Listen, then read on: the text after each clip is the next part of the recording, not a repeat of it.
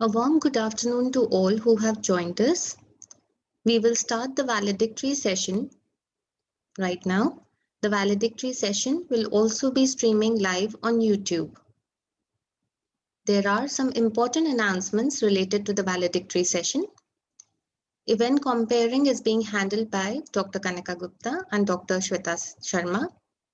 We request you all to keep your cameras off and microphones on mute. We also request you to keep your phones on silent mode. Please type your queries in the chat box. Our technical support team will be happy to answer the same, or mail the queries at conference@metri.du.ac.in. I request all participants to fill the feedback form, which will also be floated in the chat box. To view the presentation or the speaker, pin or click on the name of the speaker that appears in the list of participants. Thank you.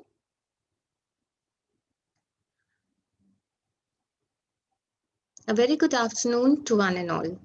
It is an honor and a privilege to welcome you all to the valedictory session of First International Interdisciplinary E-Conference on Sustainable Future for Humanity, the New Learning Curve, conducted under the aegis of avgaahan, the annual interdisciplinary academic fest of Metri College. We are delighted to have with us today our esteemed guests and participants. We are honored by the presence of Shri Santosh Kumar Taneja ji, Chairperson, Governing Body, Metri College. Guest of honor, Dr. Suman Gogul, former Senior Advisor, Department of Biotechnology.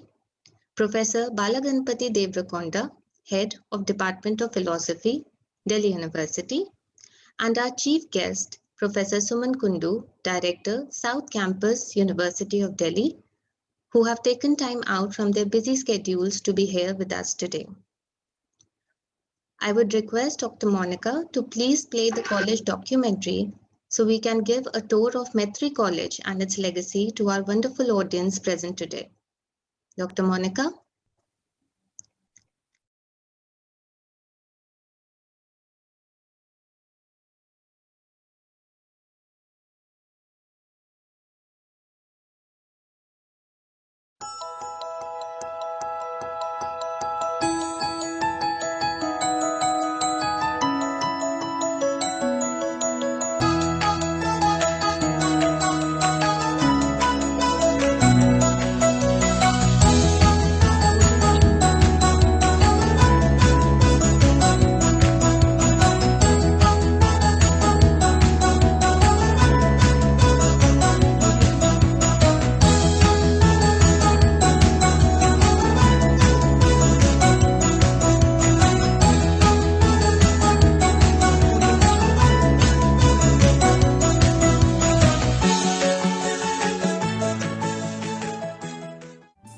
विद्या और ज्ञान का केंद्र Maitreyi college Chanakyapuri में स्थित दिल्ली विश्वविद्यालय का एक प्रतिष्ठित कॉलेज।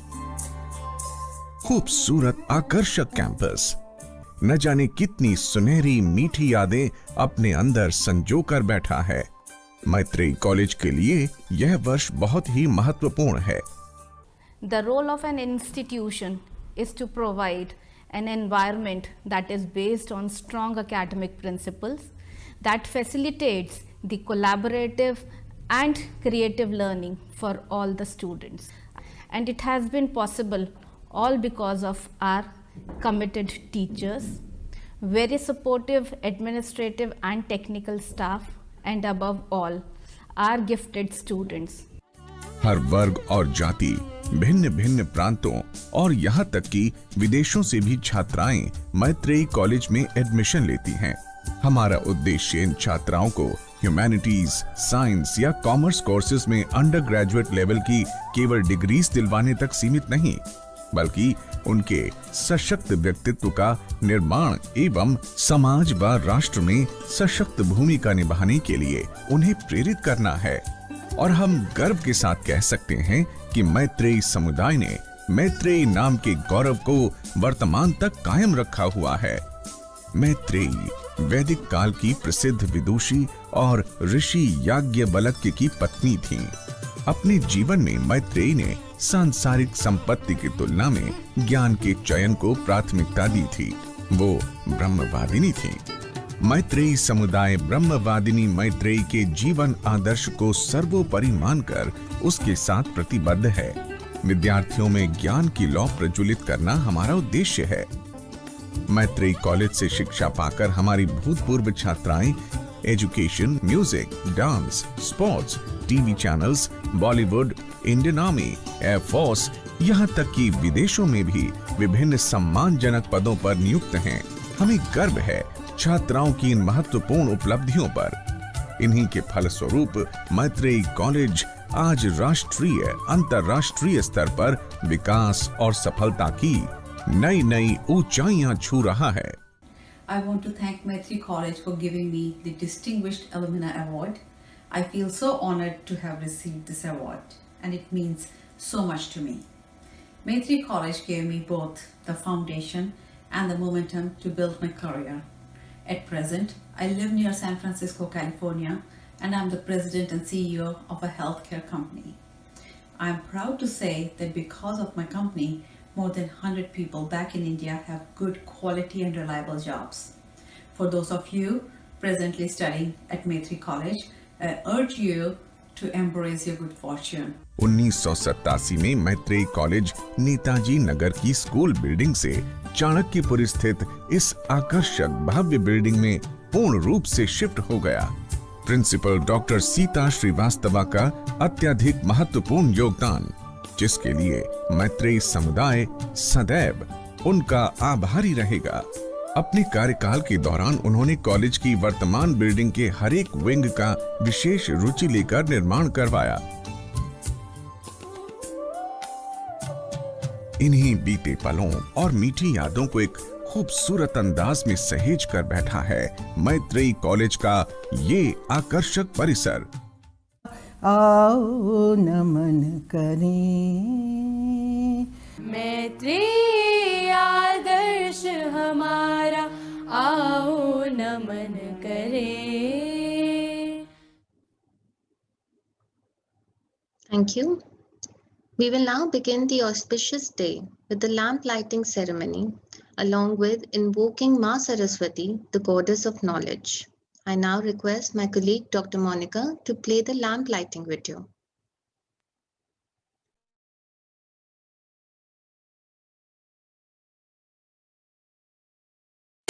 असतो मा सद्गमय, तमसो मा ज्योतिर्गमय, मृत्योर्मामृतं गमय।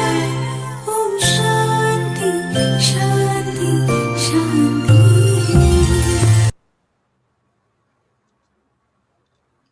Thank you, Dr. Monica. I now invite Dr. Veena Guryani from Department of Computer Science, Mettray College, and one of the conveners of the conference to welcome our eminent guests. Over to you, ma'am. Thank you, Dr. Shweta.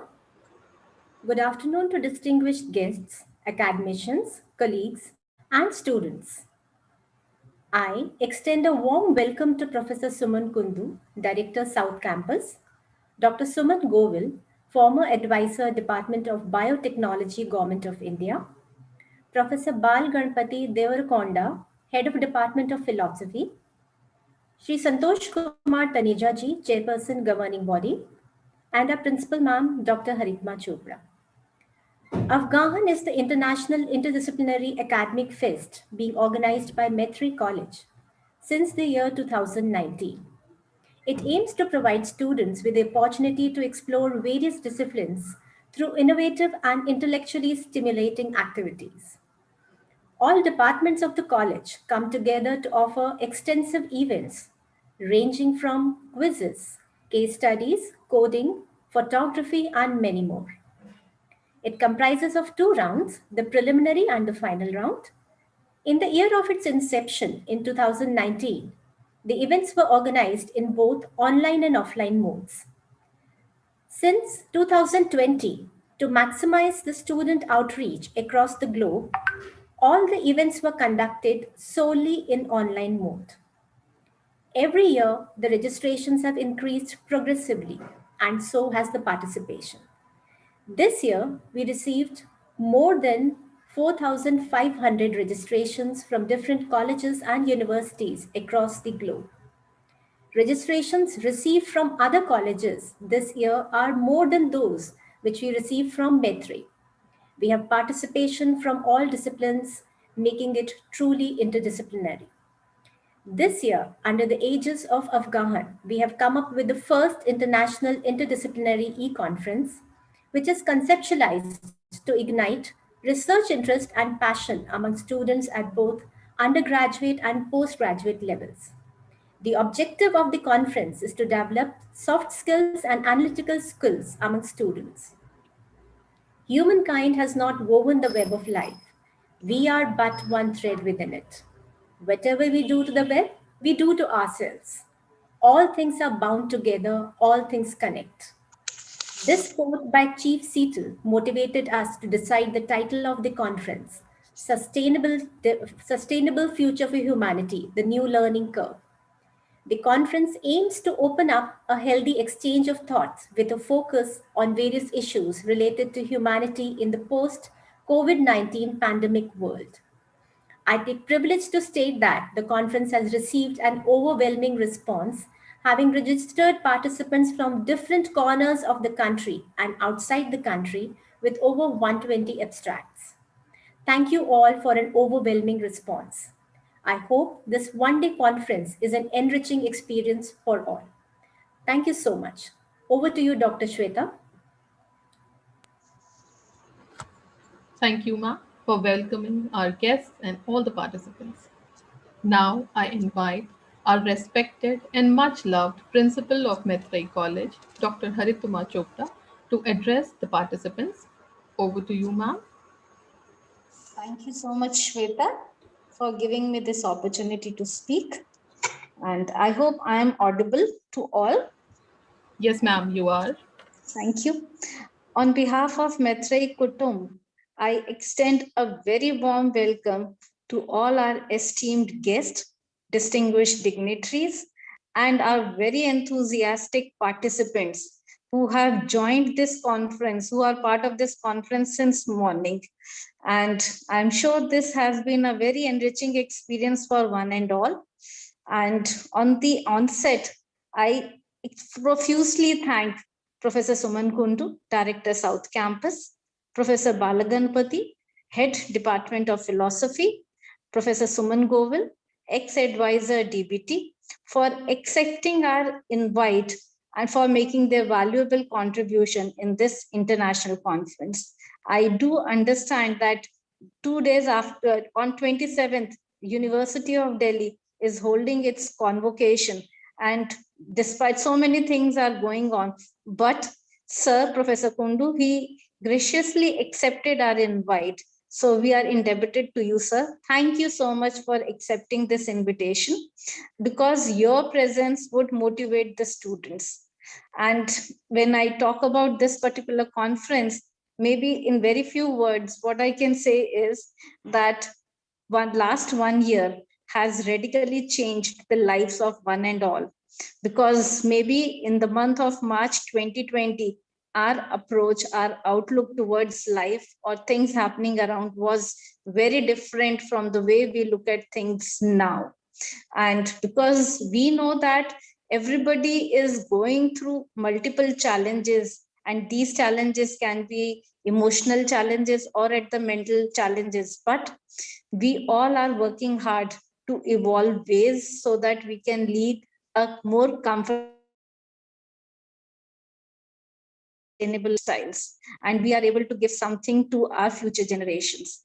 And when we talk about sustainability, maybe this is not a very new topic to be talked about, because the concept of sustenance, sustainable growth or development, it is at length talked about in our Vedic culture, Vedic literature, and when which is written in Sanskrit. And sometimes, but over the time now, we have been looking at our literature, ancient literature, and we are realizing that maybe over the past few decades, we were not working, or we were not trying to understand what is being written there. But now the time has come when we have to revisit our tradition, and we have to work on our knowledge so that we are able to provide a better future to the coming generations. And when I looked at when we talk about our literature, maybe if I talk about Mahabharata, in which Ved Vyasa has very beautifully talked about the concept of sustainability through a very simple example of how honeybee collects honey from the flowers. Because when honeybee is collecting flowers, it does it in such a manner that it doesn't harm the soft petals of a flower. And this is what sustenance talks about.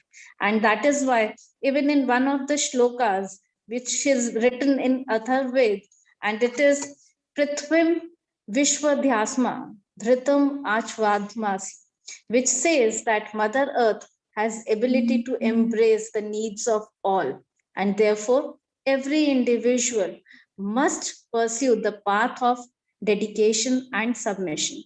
So, keeping these things in mind, we realized that maybe the generation, we should not forget the tenacity of young minds, and this is the time when we have to ask our young students to come forward with their thoughts so that they are able to evolve ways to have a sustainable future.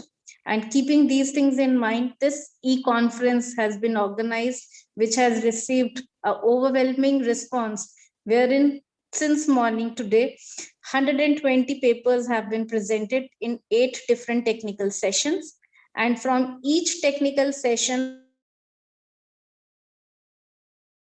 chosen. And during this validatory session, those students would be presenting their work so that we will have an idea of what our younger generation thinks and how they want to take things forward. And we are there to support them in all their endeavors. So this is a small initiative which has been undertaken by Maitrey College, and I believe that this is only the beginning, and we would be taking it to greater heights. Maybe we will be able to involve or incorporate more people in years to come. And at this time, I take the opportunity to congratulate the entire organizing team of this particular event, who have worked so hard to make it a successful event. And I'm sure it was an enriching experience for one and all. And I'm also very thankful to all our judges who were there for all the technical sessions, and they have given their input. And what I have also received as a remark that the students, they have put in their best. The way they have made their presentations is really remarkable, and it simply reflects that our future is good.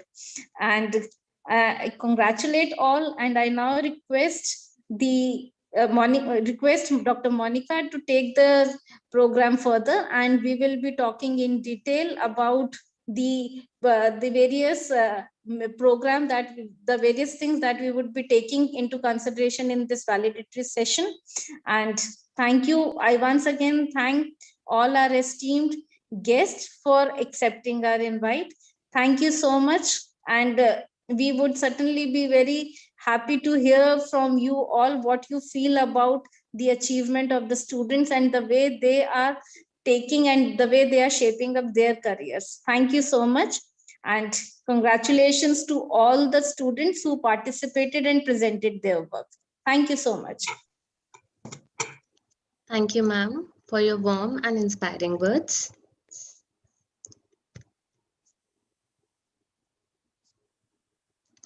Now we start with the final technical session. In this session, presentations by best presenters of the previous technical sessions from 1st to 7th will be presented. Rules for the final technical session are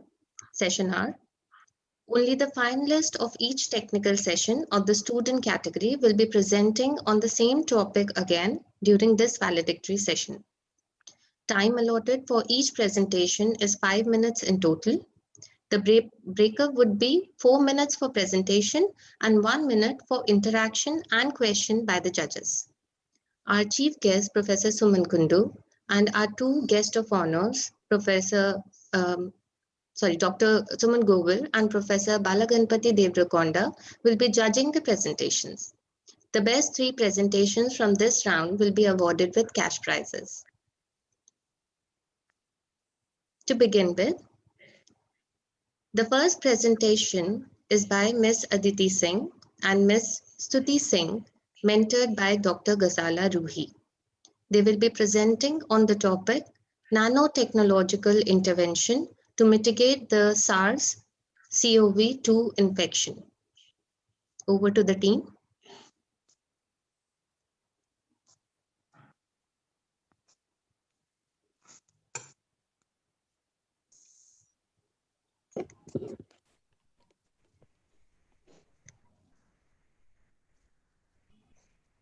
Good evening, all.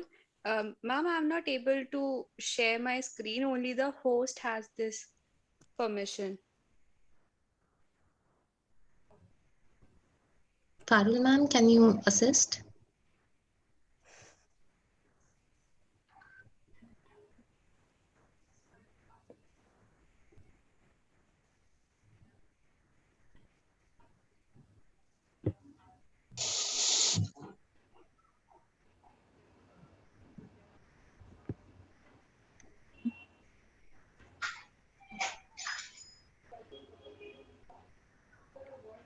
Please ask again your query. I am not able to present my screen. Okay. First, you click on share screen. Ma'am, it shows Is yes, ma'am. It shows message that the host can share in this meeting. wait, The wait, wait. yeah, Give us the What's your rights. name? What's your name? Aditi Singh. Aditi. Okay. 1 second, Aditi. Aditi Singh. Okay. Yes, ma'am.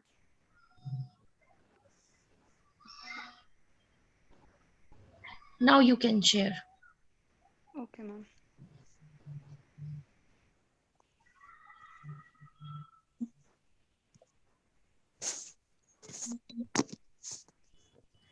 Good evening, everyone. The title for my abstract is Study of Advanced Nanotechnological Interventions for Mitigation of SARS-CoV-2 Infection, studied by Aditi Singh and Stuti Dureja under the guidance of Dr. Ghazala Ruhi.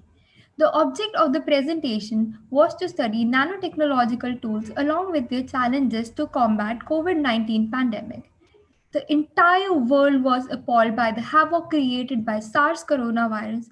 Excuse me, ma'am, I'm sorry, but the slides aren't moving. I'm not able to. Just first you click on your slide and then shift. Click on your slide I'm first. trying.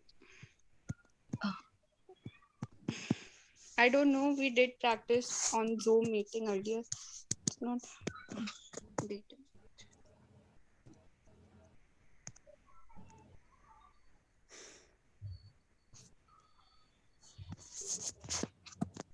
Let me try. Yeah, it is working now. Can we start again? Yes, please. Okay. Good evening, everyone. The title of my abstract is Study of Nanotechnological Interventions to Mitigate SARS-CoV-2 Infection, studied by Aditi Singh and Stuti Dureja under the guidance of Dr. Ghazala Ruhi. The objective of the presented work was to study nanotechnological tools along with the challenges to combat COVID-19 pandemic. The entire world was appalled by the havoc created by SARS-CoV-2 virus. This uncontrolled proliferation of the virus could be intervened with the help of nanotechnological tools.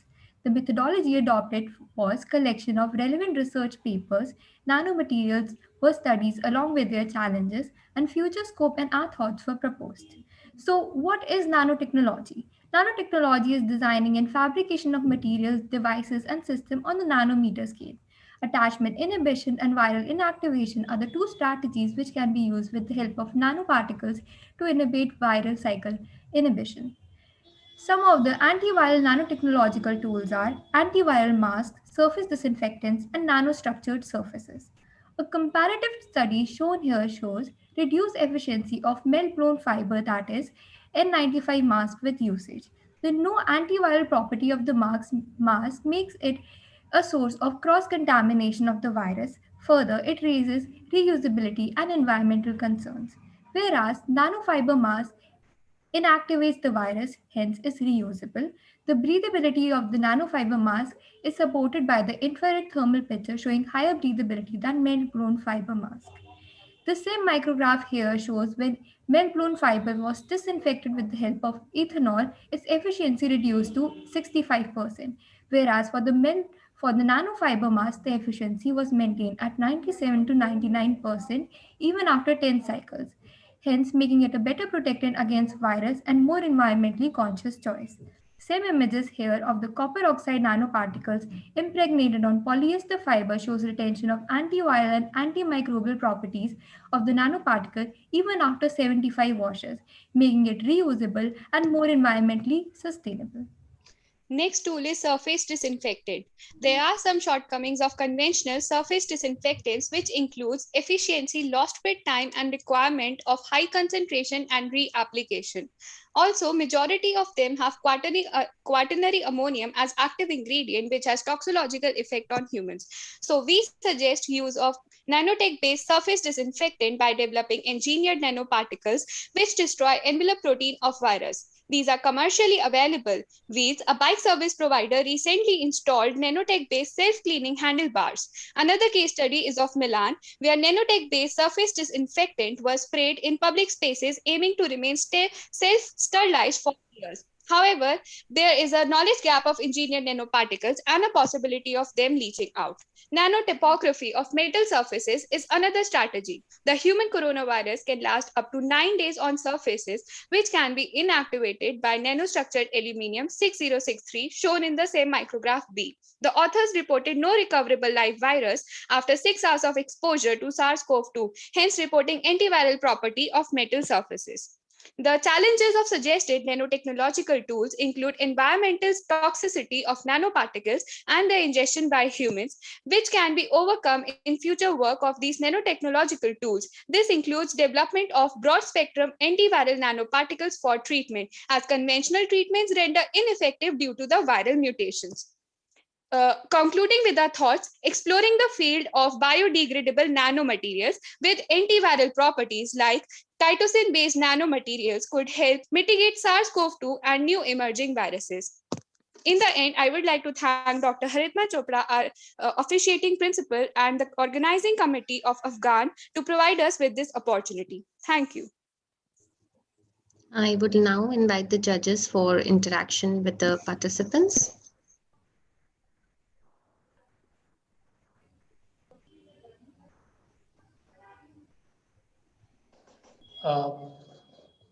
May I go ahead, Dr. Palanivati, Dr. Govil, or you want to? Yeah, please go ahead, sir. Yeah. Okay. Thank you for the talk. It is a nice presentation. Because you have read a lot of literature, did you come across as to how this nanofibers or nanomaterial inactivate virus? Yes, sir. In our presentation, we have presented two strategies to inactivate the virus. First is blocking the attachment, and second is by inactivating the virus by destroying the cell membrane. So, with the in copper oxide nanoparticle, reactive oxygen species are released, which rupture the cell membrane and releasing the RNA into the air, rendering it ineffective, and it can no longer affect us. Very good. And do you have any cost estimation whether this will be feasible as a viable commercial option? Sir, I don't have any cost estimation, but I know that nanoparticle based antiviral masks are available in the market and I'm also using it. So the mask that I'm using, it can be used for 3 months and has to be washed after 2 days. And that is non-metallic nanoparticles because there are health concern related to the metallic nanoparticles. And it is reusable also. So I think overall, if we see the cost is reduced because as I mentioned in my presentation, N95 mask cannot be reused because its efficiency reduces if we decontaminate it. So it has to be decomposed after it has to be disposed after the use. So the reusability factor reduces the cost for the antiviral masks. Very good. Okay. Yeah, thank you, friends, for that very interesting presentation, Aditi and Stuti. Um, yeah, you have given the factual details as well as you have showed the challenges that this nanotechnology mechanism will face with regard to encountering this COVID-19. In the process, you have mentioned about something very interesting, self-cleaning surfaces. Can you say something more about that, self-cleaning surfaces that you are referring to in your talk? Yes, sir, I would like to begin. These surfaces are nano textured. Right. So when the virus comes in contact with these surfaces, its cell wall gets ruptured as it comes in contact with these randomly oriented ridges. So it gets killed. This is how these surfaces become self sterilizing and self disinfecting towards the virus. It is the paper that I went through. It is the um, first ever reported against the viruses. So a lot has to be done. It is only tested for aluminium 6063, as I mentioned in the presentation. So other metals we still have to a lot still has to be done for that. It was suggested by the authors. Okay, thank you. Total run time of this presentation is 4 minutes 30 seconds. Thank you, judges. Our second presentation has been mentored by Dr. Lata Vodwal, and student presenters are Ms. Aparna Rai and Ms. Simran Sharma on the topic Controlled Release Agricultural Foundations and Environmentally Friendly Slow Release Fertilizer. Over to you, presenters. Yes, ma'am. Is one of you the host or you? Yes, ma'am. Please allow me to share the screen.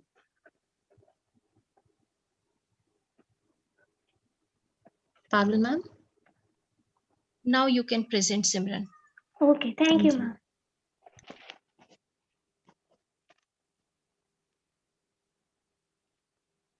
I believe my presentation is visible now. Yes, yes, it is. Okay, thank you. Very good evening to one and all present here. I, Simran, and my friend Aparna would be presenting on the topic Control Release Agricultural Formulations and Environment Friendly Slow Release Fertilizer. With the global population steadily growing, it is important that enough crops are produced each year, resulting in frequent crop growth in limited land. This depletes the soil nutrients after a few seasons of planting. Therefore, fertilizers play an important role to supply nutrients essential for the plant growth. The pie chart shows that 61% of the total fertilizer used is used for rice and wheat. The bar graph shows the increasing food production over time with the use of fertilizers, while NPK can definitely help these plants, but their overuse can lead to many hidden dangers like eutrophication, soil acidity, etc. So here, slow release fertilizers come into play. They release their nutrient contents at more gradual rates that permit maximum uptake and utilization of nutrients while minimizing the losses due to leaching, volatilization, or excessive growth. Their innermost core is made of urea, which is covered with a sulfur layer and the outermost polymer coating. But now, this polymer coating has its own disadvantages. That is, it is non biodegradable, can lead to bioaccumulation, and can also affect the microflora of the soil. Moving further, the aim and objective of our presentation is to find out greener method for preparation of slow release fertilizer and to study the effect of slow release fertilizer on plant growth and its development. The prime focus of our study is neem coated urea, abbreviated as NCU, which is a type of slow release fertilizer. Neem coating over urea leads to more gradual release of urea, which help plant to gain nutrients and thus increasing yield. It also serves as nitrification inhibitor and as a botanical insecticide. It decreases the dependency on fertilizer and is environment friendly. It saves labor as well as time. The government policies on NCU. In July 2004, National Fertilizer Limited became the first company to get permitted to produce and market NCU in India. In March 2015, Department of Fertilizer further made it mandatory for all the urea producer to produce 75% of their total production as NEEM NCU, which was further increased to 100% in January 2018. The bar graph shows the relative increase in fruit production per hectare after using NCU over conventional urea. The simple method of manufacturing neem-coated urea, wherein neem oil is sprayed over the urea granule to obtain neem-coated urea. The observation and finding of various studies on NCU also concluded that it increased the plant growth parameter by 50%, reduced nitrogen losses by more than 50 to 60%, and an increase in production by 16 to 20%. It will generate more employment in rural areas. Also, in various states like Punjab, UP, Haryana, farmers also reported that incidence of white ant nilgai attack decreased significantly with use of NCU in their fields. Now, the few limitations of using NCU is that the nutrients not always release as predicted because of low temperature, flooded, or drought soil. The cost of manufacturing has obviously increased. The popularization of NCU is lacking in most of the villages of the country, and the supply of neem does not match with the demand of NCU manufacturing industries. Therefore, the future prospects are to make every part of India enriched with neem, to shift to other alternatives of neem oil like root exudates of rice, garlic, etc., and to give soil health cards to the farmers, and to aware the farmers regarding the government policies and subsidy for the NCU. Now, at last, I would like to thank our mentor, Dr. Lata Vodwal, avgaahan, and our respected principal ma'am, Dr. Ritma Chopra, for providing us this platform. Thank you. Thank you, presenters. May I now invite Professor Suman Kundu for any questions with the presenter?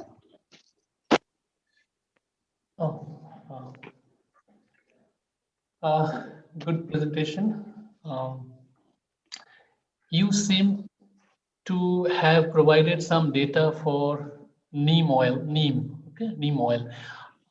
Is there any data available for other alternatives which you talked about, like rice, garlic? No, sir. No, sir. Till now, only neem oil is being used. But Right. as we know that the neem seeds are very difficult to grow. So and not in every part of India the neem trees are growing. So That's what as I'm a future, asking, because yes. because the requirement of fertilizer, if you have an approximation of any state, the amount of fertilizer that is required and correspondingly the amount of neem oil that will be required to coat may not match. Yes, sir. And that's why we searched about another plant-based products which has the same properties like nitrification inhibitors and urease inhibitors like that of neem, so that it can be used in future instead of neem. But till now, as the government our government has introduced only neem coated urea, and in present also the government, in the present bill also, the government they stated their focus on the neem coated urea only. But as our future prospects, we would study about another biological ingredients also, like root exudates of Oryza sativa, Allium cepa, and Allium sativum, as they also exhibit the same properties. So we'll search about this more. So when you talk about slow release, do you know how slow? What's the time frame that you are looking at, and how much time it stays and then releases urea? Has any study been done, or you have read any literature? So I read a book on slow release fertilizer by Trenkel, in which it was stated that a fertilizer will be called as slow release if it releases about 75%, less than about 25% in the first 24 hours. After that, it should release 75% of its content in next 75 hours. So in that manner, if a fertilizer is releasing its content, it will be termed as slow release fertilizer. Okay. And how do you plan to take care of the cost that is involved? Because urea is not very expensive. Now, when you have to coat it with neem or any other, then it adds one more step to it, and then you have cost that is associated with it.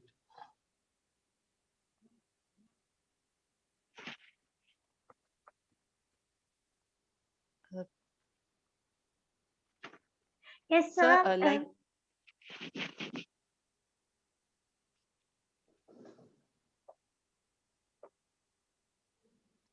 Yes, sir. Simran, If yes. we think, we talk about the cost, that obviously the cost has increased when we compare it to the conventional fertilizers which we were using. But I think the government can give some subsidies to the farmers, and also if we see the long-term benefits, like obviously the fertilizers had some short-term benefits, but they has long-term losses. If we talk about the conventional fertilizers, so only if the cost is increasing, but it is and environment friendly and is not causing any long term losses, so I think we can shift to that. Okay. Thank you, sir. I now invite Dr. Suman Gobil You made to. a statement that neem coated urea will also generate employment. I mean, it will be environmentally good, of course, because obviously it will replace the polymers. But how it will generate employment? So, ma'am, neem coated urea, for manufacturing it, there are two major steps. First, like the fruit of neem has to be stored in cold. So for that also we will require laborers, and then also to extract neem oil, we will have to introduce technologies like cold pressing, which will also employ n number of laborers. So in that way it will generate more employment. But it will also increase the cost then. Yes, Yes, ma'am. ma'am, it Not be will, economically but viable, and that should be the farmers will not, government yeah, concern, farmers primary will not. concern. Yes, ma'am. And if we see that the government itself is, supporting the neem-coated urea, and it has mandatory to replace the conventional urea fertilizer by 100% in the recently Also, only. ma'am, in recent budget, also they further subsidized, uh, further gave increased the subsidy on neem coated urea in this budget only, in the recent budget. Ma'am, you are muted. Can you think of biofertilizer instead of neem coated urea, which will be environmentally sustainable, and also maybe the productivity increase will be there at par with this? So what is the advantage of coating urea? I mean, instead of opting for Ma'am, biofertilizer. ma'am, I Ma'am, think first, that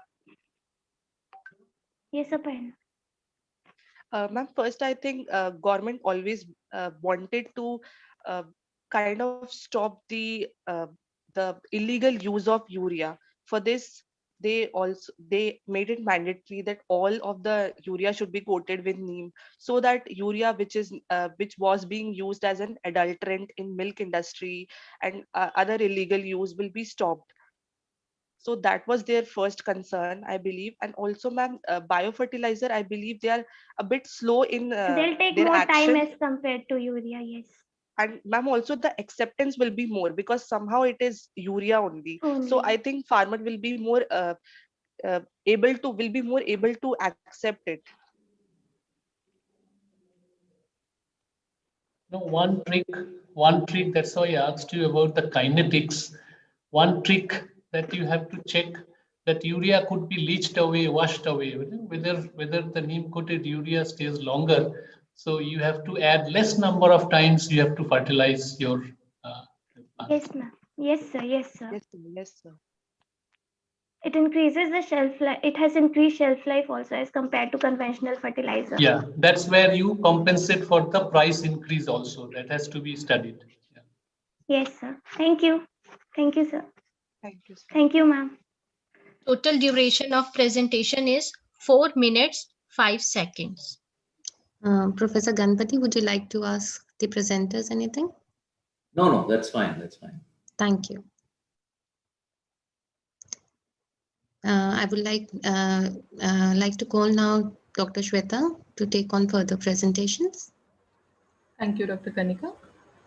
Our next presentation is mentored by Dr. Archana Agrawal, and the student presenters are Ms. Anamika Sharma and Ms. Rishika Maji.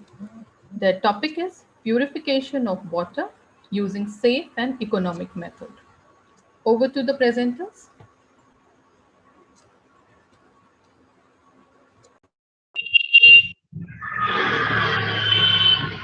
Okay, thank you so much, ma'am. Ma'am, am I audible?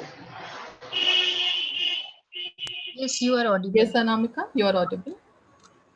Okay, ma'am. So, a very good afternoon to one and all present here in this international e-conference. I am Anamika Sharma and my teammate Rishika Maji presenting our project under the title Purification of Water using safe and economic method on the behalf of our entire team of 5 undergraduate students of Maitrey College, University of Delhi. We did this project in our BSc second year before lockdown in our college lab under the guidance of our mentors Dr. Haritma Chopra, Dr. Renu Gupta and Dr. Archana Agarwal. Water, an essential resource for the survival of living organisms. But unfortunately, it is deteriorating day by day, and also affordability of a water purifier for everyone is a concern. Chitosan is a biopolymer having properties like non-toxicity, biodegradability, flocculating ability, pyroelectricity, and possibility for regeneration, which makes it an efficient non-toxic cationic flocculant. Now the objectives. The main objective of our study is to come out with an affordable and effective kit for people living in slum areas. And for achieving this objective, we used chitosan due to its properties, as I mentioned before. Chitosan used for the current study was procured at a very low price, thus has a promise of increased affordability for the low-income class public. We also treated RO wastewater with chitosan for purification so that it can be utilized for domestic purpose over long time, and in this way we can also conserve our water resources. Now methodology. Initially, we collected total 4 samples, 2 from East Delhi and 2 from South Delhi for the assessment of the physico-chemical parameters. Then we selected 2 samples, one is tap water and other is RO wastewater for purification with chitosan, as these samples showed high TDS level. Then we prepared our stock solution and took 2 doses of chitosan for water treatment, that is 8 mg per liter and 20 mg per liter, and a control. Then both the samples were incubated for 1 hour, 2 hour, 4 hour and 24 hours. 4 physico-chemical parameters which we analyzed were TDS, hardness, chloride and sulfate. So now I will discuss about the results observed before and after treatment of the water samples with chitosan of chosen doses. The first parameter is total hardness. According to WHO, the permissible hardness for drinking water is 200 mg per liter. Now, as it can be emphasized in the adjacent graph, initially at 0 hour without chitosan, both the samples had hardness 5 times the permissible range. But after treatment with chitosan, significant results were observed with purification efficiency as high as 53.13% and 46.67% for sample 1 and 2 respectively, when both the samples were treated with 20 mg per liter concentration of chitosan. The next parameter is chloride ion concentration. Initially, before chitosan treatment, both the samples had high chloride ion concentration.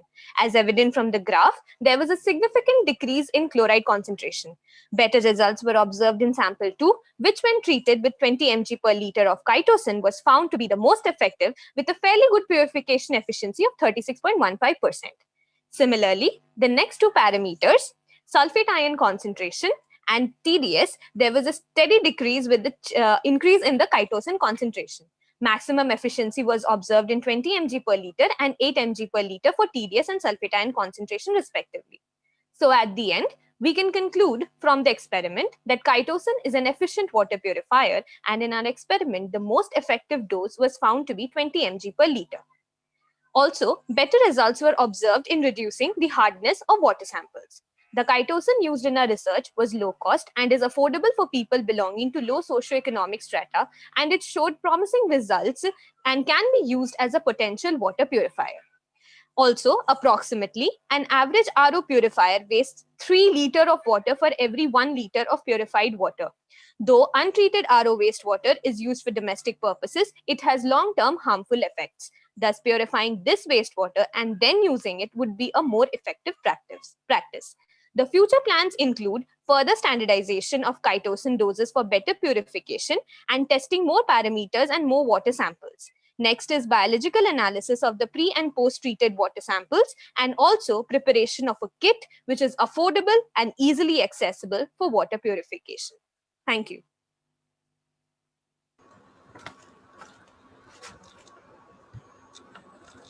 Thank you, presenters. May I now invite Professor Kund for interaction with the students.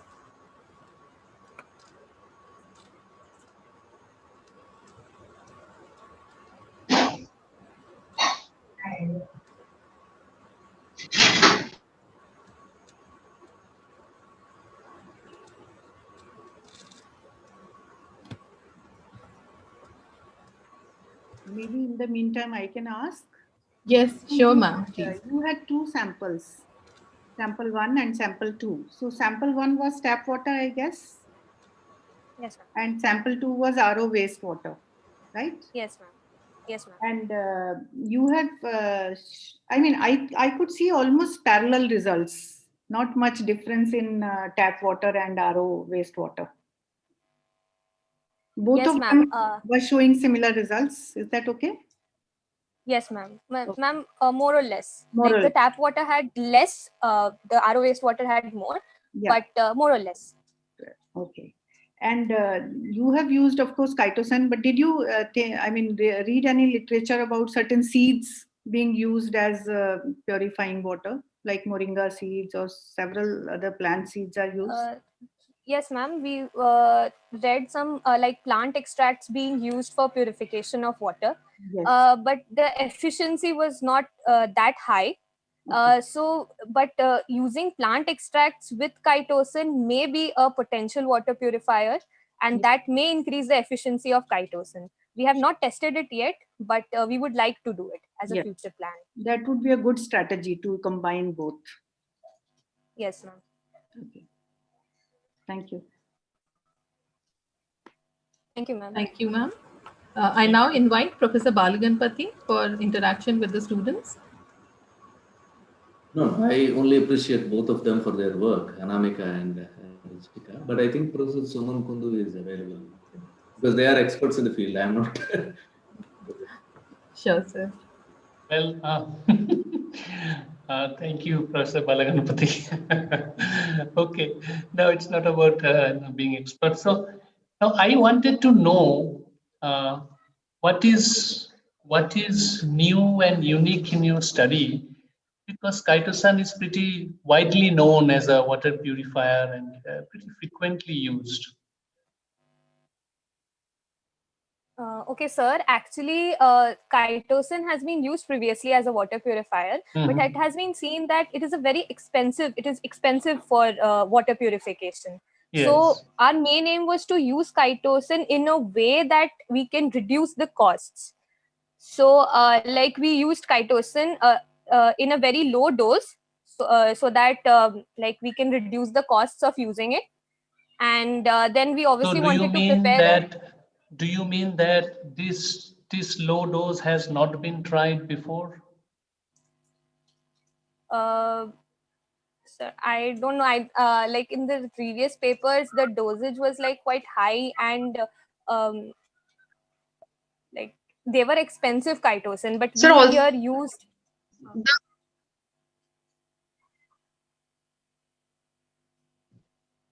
the cost of our chitosan is very the cost of our chitosan is 500. So we are using 100 mg chitosan for purifying the 100 ml water.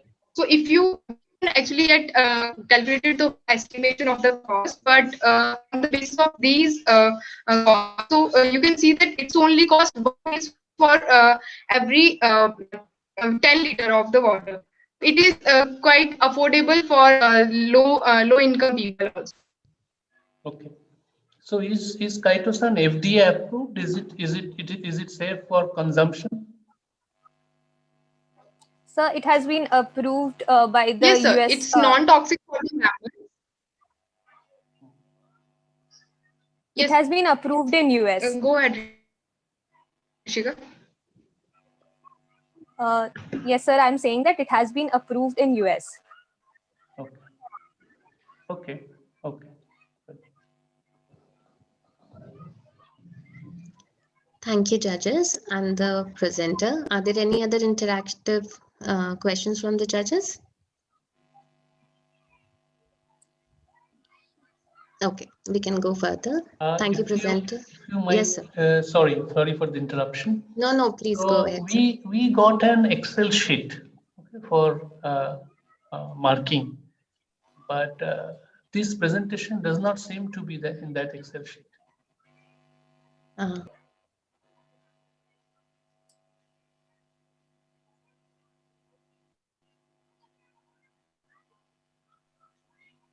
Sir, I'll convey this to the organizers. They'll see into the matter. Thank you for conveying.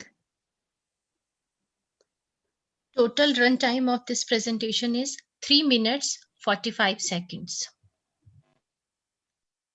Our next presentation has been mentored by Dr. Shikha Badhani, and the name of student presenters are Ms. Bhumika Papnai and Ms. Aditi Goyal, and their topic is Through the Looking Screen, Reinventing Student-Teacher Ecosystem. Over to you, presenters.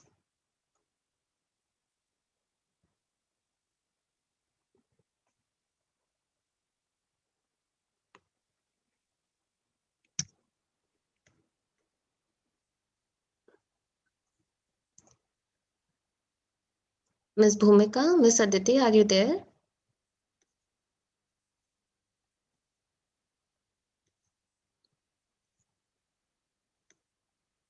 Am I audible? Yes, ma'am. Yes, okay. Ma'am, is Are my you screen ready to visible? proceed? Not yet.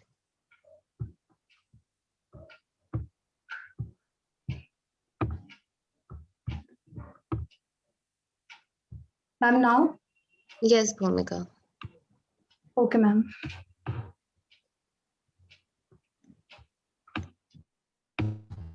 A very good evening, respected judges. Am I audible? Can anybody confirm? Yes. Yes. So the topic that we have chosen for today's presentation is Through the Looking Screen, Reinventing Student-Teacher Ecosystem. The authors are Aditi Goyal, Bhumika Papnai. These are the students and they are mentored by me, Dr. Shikha. So I'll just introduce you to the motivation and then the screen will be taken over by Aditi and Bhumika.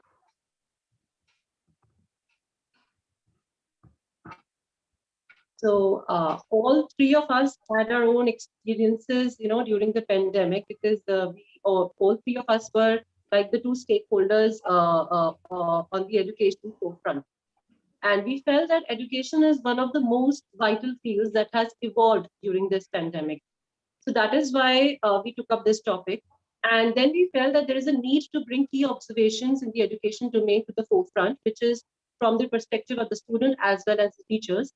And lastly, we would like to present some suggestions that can improvise the online learning, which are, of course, based on the suggestions that are provided to us as feedback from the students as well as the teachers.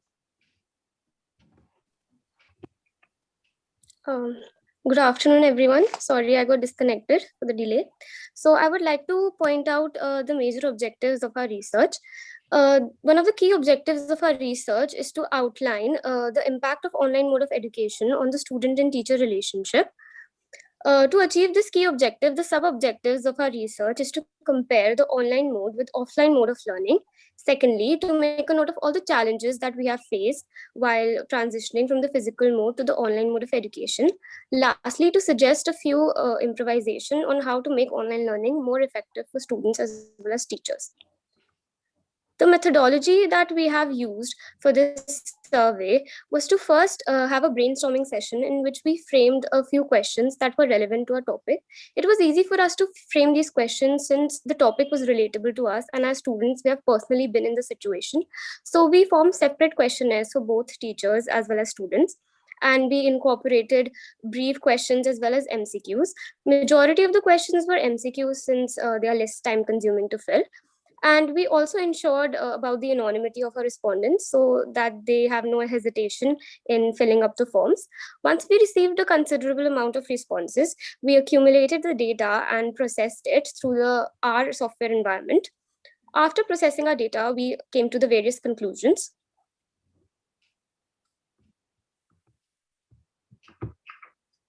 The key observations are as follows.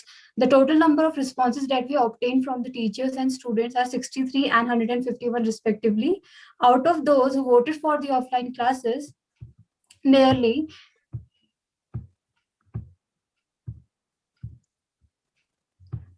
Out of those who voted for the offline classes, nearly 60% of the total students were not having laptops or desktops.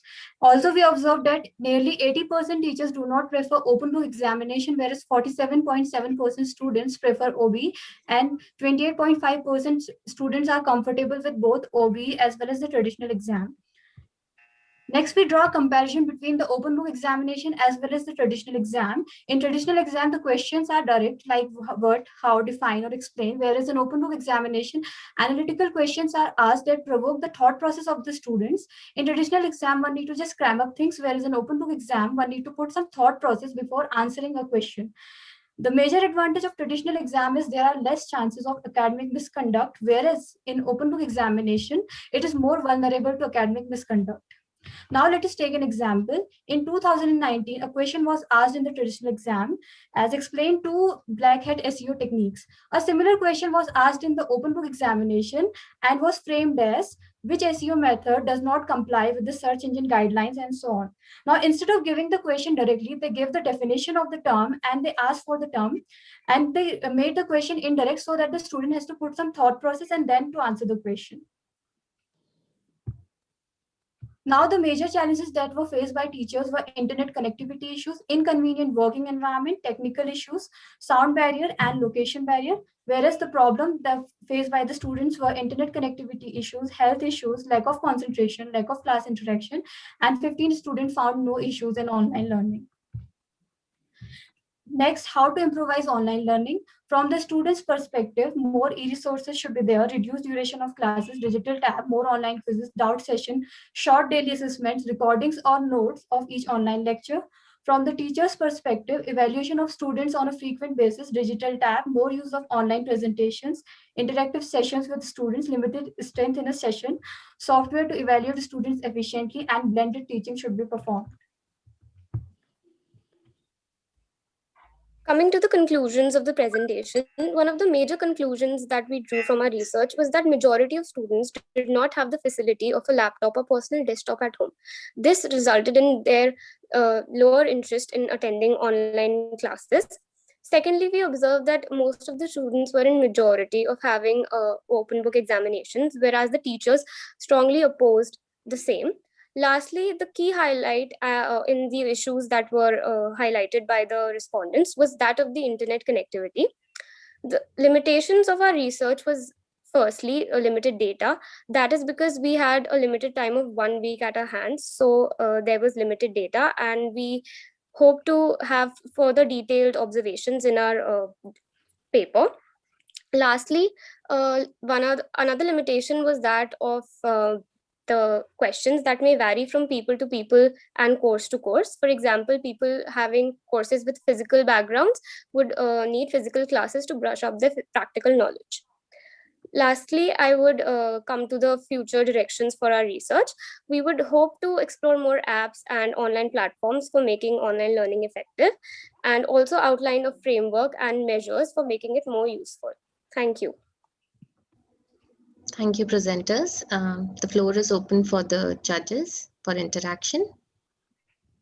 I just want to know your sample size. How many students and how many teachers did you, connect? Because whether your data is statistically valid or not, just drawing interpretations on a very limited number of inputs may not be the correct analysis then. Thank you for your question, ma'am. Ma'am, I would like to say that since we circulated these forms in various groups and in many other universities and colleges as well.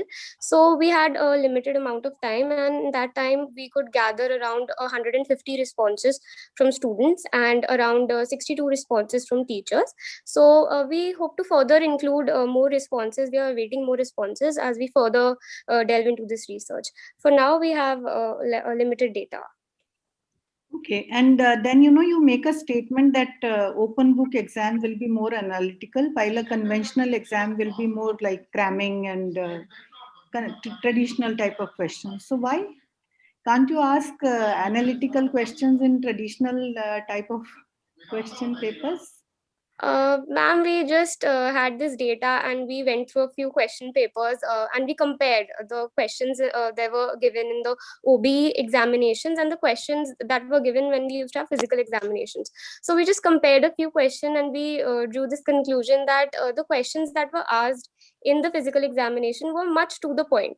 And in the OB, they were very analytical and the teachers tried to twist the question so that we could not just cheat and just use our thought process and brains more. So that is what we conclude. So maybe your sample size and depends, what which subject question papers you have chosen to. Obviously, if you chose a Yes, subject like ma'am, that's also. mathematics or physics, or then obviously the questions will be more. Yes, ma'am. We looked at the questions that were more theoretical and that needed more explaining, so that because the questions which have a little scientific background, like subjects like science, maths, and everything, they are to the point mostly. So, yes, ma'am. Yeah, if I may, that's very interesting, Bhumika and Aditi, this presentation that you have given. Yeah, it's in fact something that is very required, kind of study that you have done. But my concern, along with Dr. Suman Goval, is the same like sample. Sample has a problem in the sense that if you make it more heterogeneous, which means diversity is included more, then you will be missing the point. And if you make it more homogeneous, then you would be addressing only a particular group of people.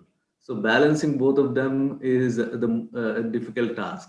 So that's how it is always better to focus it on a homogeneous group and then do it on homogeneous groups and try to generalize. So that is the methodology that you can adopt in future research. Otherwise, if you include heterogeneity, too much of variety in the sample, which means from each of the disciplines, if you take one teacher or student, then the generalization that you would like to draw would be like completely devastating. So that's my observation with regard to that. And yeah, see, basically the concern that Dr. Suman Goel also has pointed out, saying that only in OB examination or online mode examination, questions are analytical is slightly misplaced, because even in my exams, I give analytical questions, but nobody answers, or they write only what they know. Right? So this problem also we come across most of the times. But anyway, it's a good presentation. Thank you. Thank you, sir.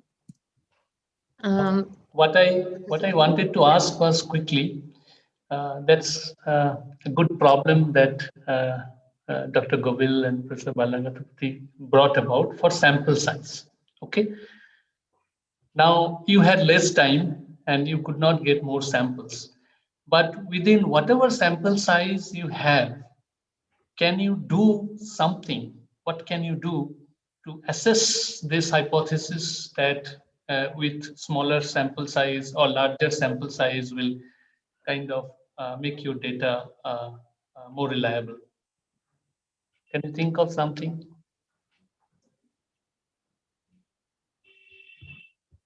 Thank you for your question, sir.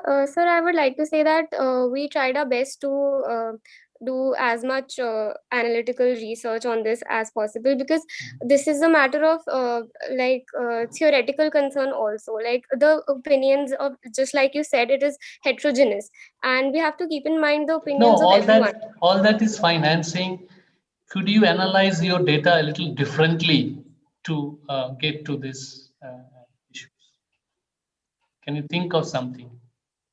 Sir, at this point, I Difficult, cannot yeah. think of No, anything. what you can try is random sampling. Okay. And also things like this, that you have 150 samples, right? So Yes, you sir. analyze first, say randomly 30 data out of 150. Don't analyze 150 together. See what is the outcome. Then add 30 more to it, okay, and see how the outcome varies. Then mix up homogeneity and heterogeneity.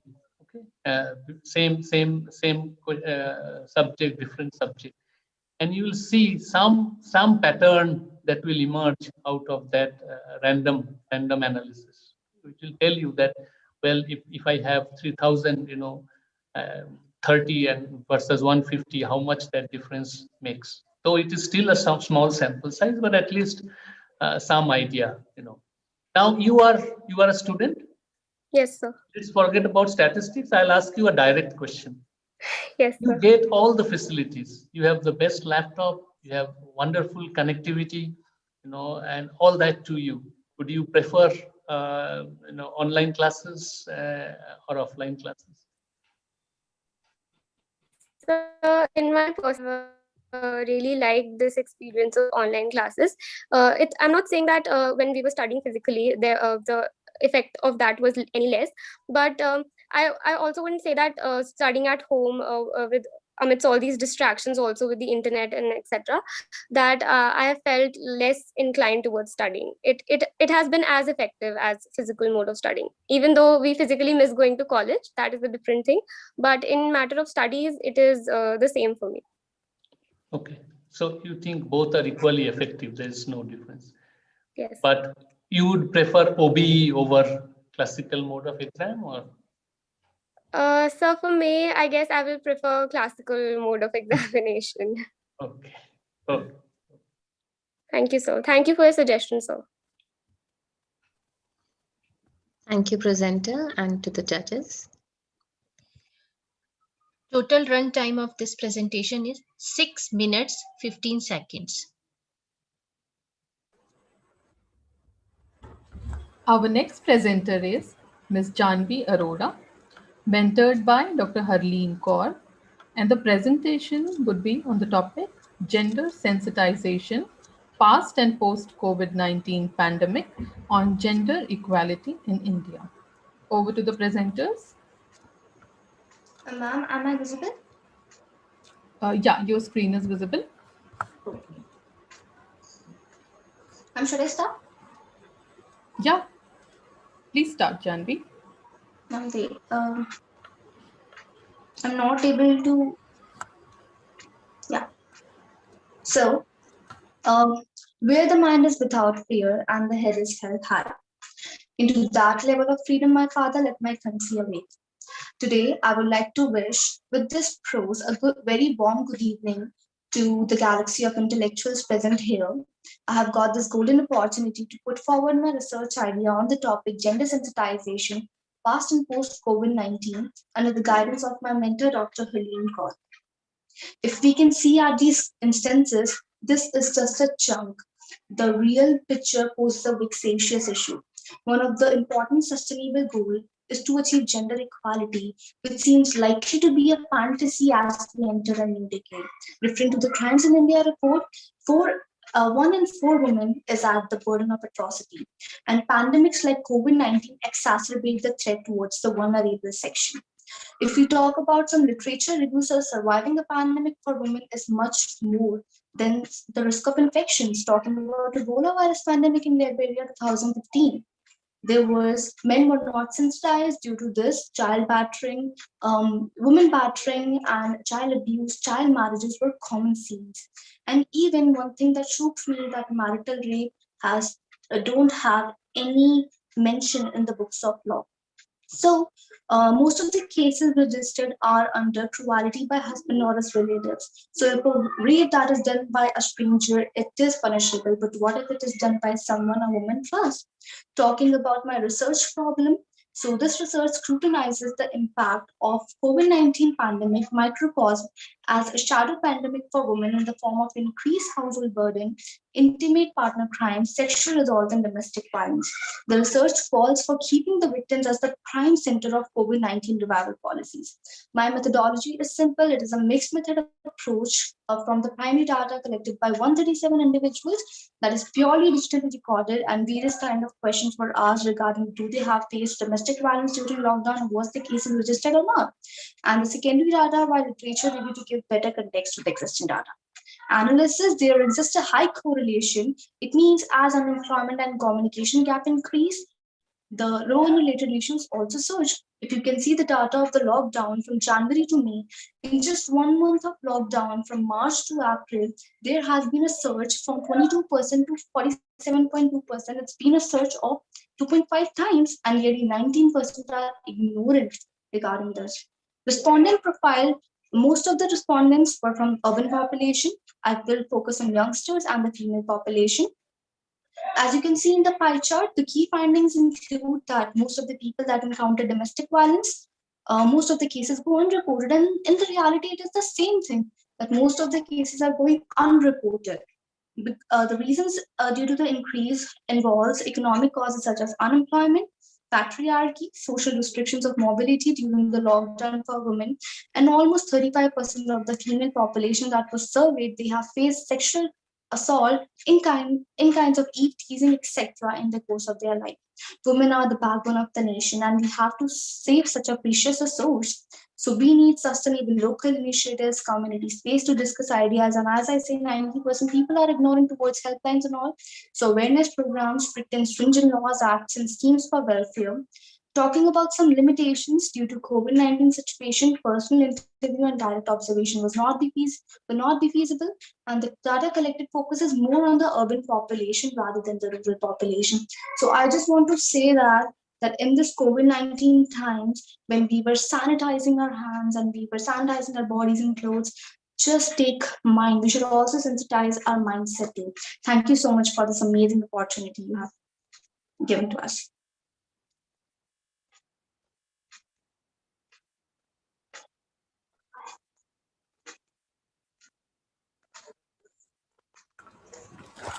Thank you, presenters. May I now invite our judges for interaction with the presenter.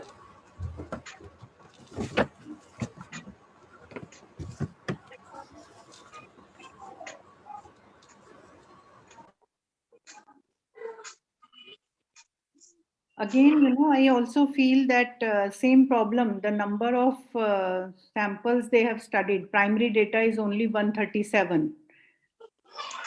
And Ma'am, yeah, sorry, you are saying that direct contact and interview and observations were not possible, but you could have done it over video calls.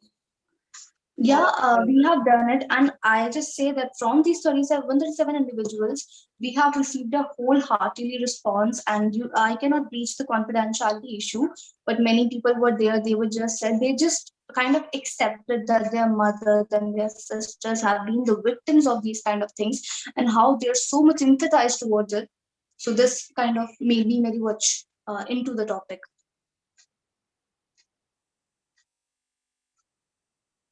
But did you have any, like you said, you also did secondary data, but what was the secondary data observations and primary data interpretations, were they different or they were on the same lines?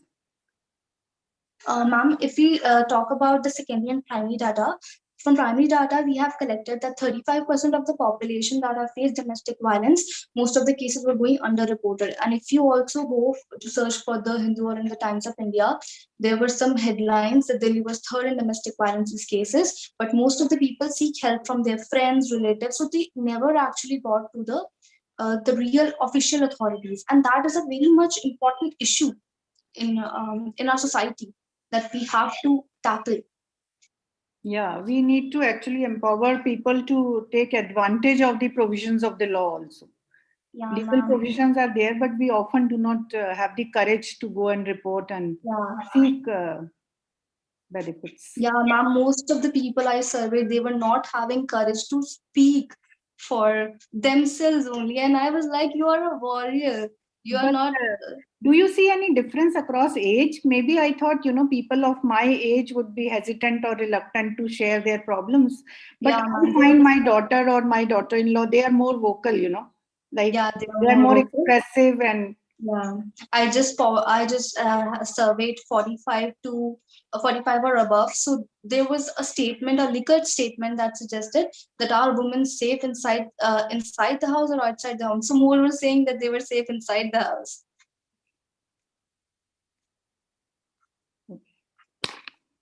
so just expand the scope of the study to more people and across different. And maybe, I mean, just a thought that of course women are victims, but maybe even male colleagues would have faced some victimization at when they were, prolonged hours at home, because they have to work from home and they have to also work at home.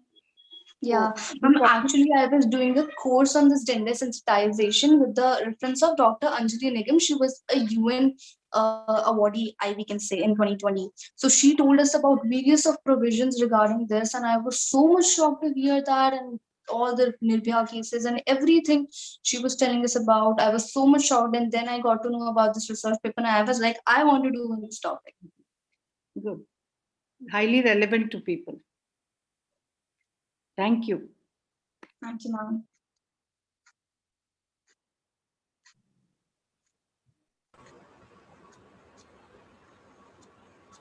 Are there any more questions? Yeah, if I may. Yeah, sure, sir. Please, sir. Yeah, that's very interesting presentation. In fact, towards the end, I lost my connectivity. That's how I couldn't immediately respond to it. Thank you so much, Janvi, for this interesting presentation on gender sensitization.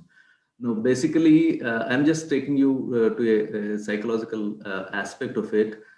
In general, we understand that if people are close, then sensitivity would be more. So, for instance, you know your parents. So, since you live with them, the sensitivity towards them for you would be more, right? So, the closeness, proximity is the one which contributes positively to the sensitivity. This is how we usually assume. But during this pandemic times, what happened is people are in closed doors, which means they are in proximity for a longer time. And incidentally, it proved that the proximity is the one which is breeding contempt, right? So do you see? See, it's not to blame any one gender.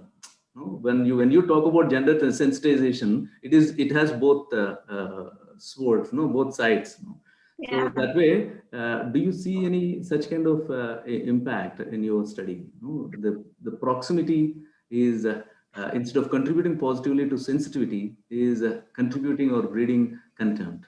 So how do you look at that? Okay, so when I was researching for the topic, so I was kind of reading news regarding domestic violence and all, and I was kind of shocked to hear some instances like a 2-year-old girl was raped by her father, and I was literally shocked by that, and I was like, got to know that marital rape is not like there are no provisions of marital rape in the book of law, and I was literally shocked that a rape by someone else is punishable, but what if a rape or someone a touch a kind of a sexual assault that is done by a father, a brother, and various kind of news headlines were that even the persons who were in service sector, who were in army, and most of them reported that they are not comfortable regarding they're not comfortable with their fathers, with their brothers, and how they touch them. So there were people, but due to the breach of confidentiality, I cannot say their names, but their stories were very much inspiring that how they have survived everything.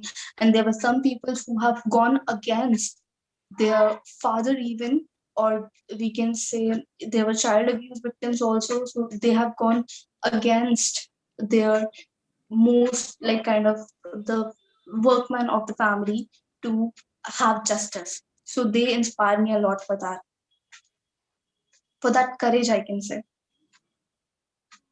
Yeah, I was asking a different kind of question, but anyway, that's fine. Thank you. Okay. Wonderful presentation, very thought-provoking. You had more of urban samples, right? So if you include rural samples, would the scenario change in either way? And whether affluence, the economic status has anything to do with the results that you may get in a more affluent or a less affluent society? Will this data change? Well, I surely believe that when I had like kind of accustomed with the urban population is generally literate.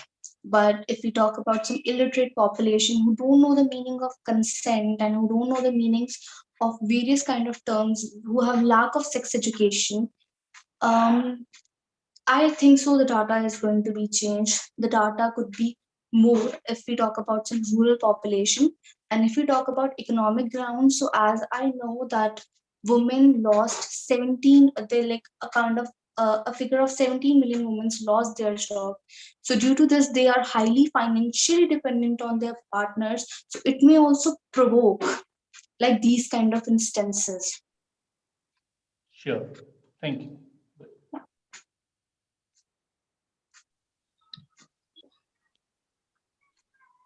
Total run time of this presentation is exactly 4 minutes.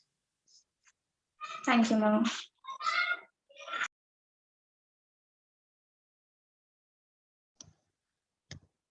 Thank you to judges and the presenter. We now come to a mid-session of our presentation. One of our guest of honors, Professor Balaganpati Devrakonda, has paucity of time today.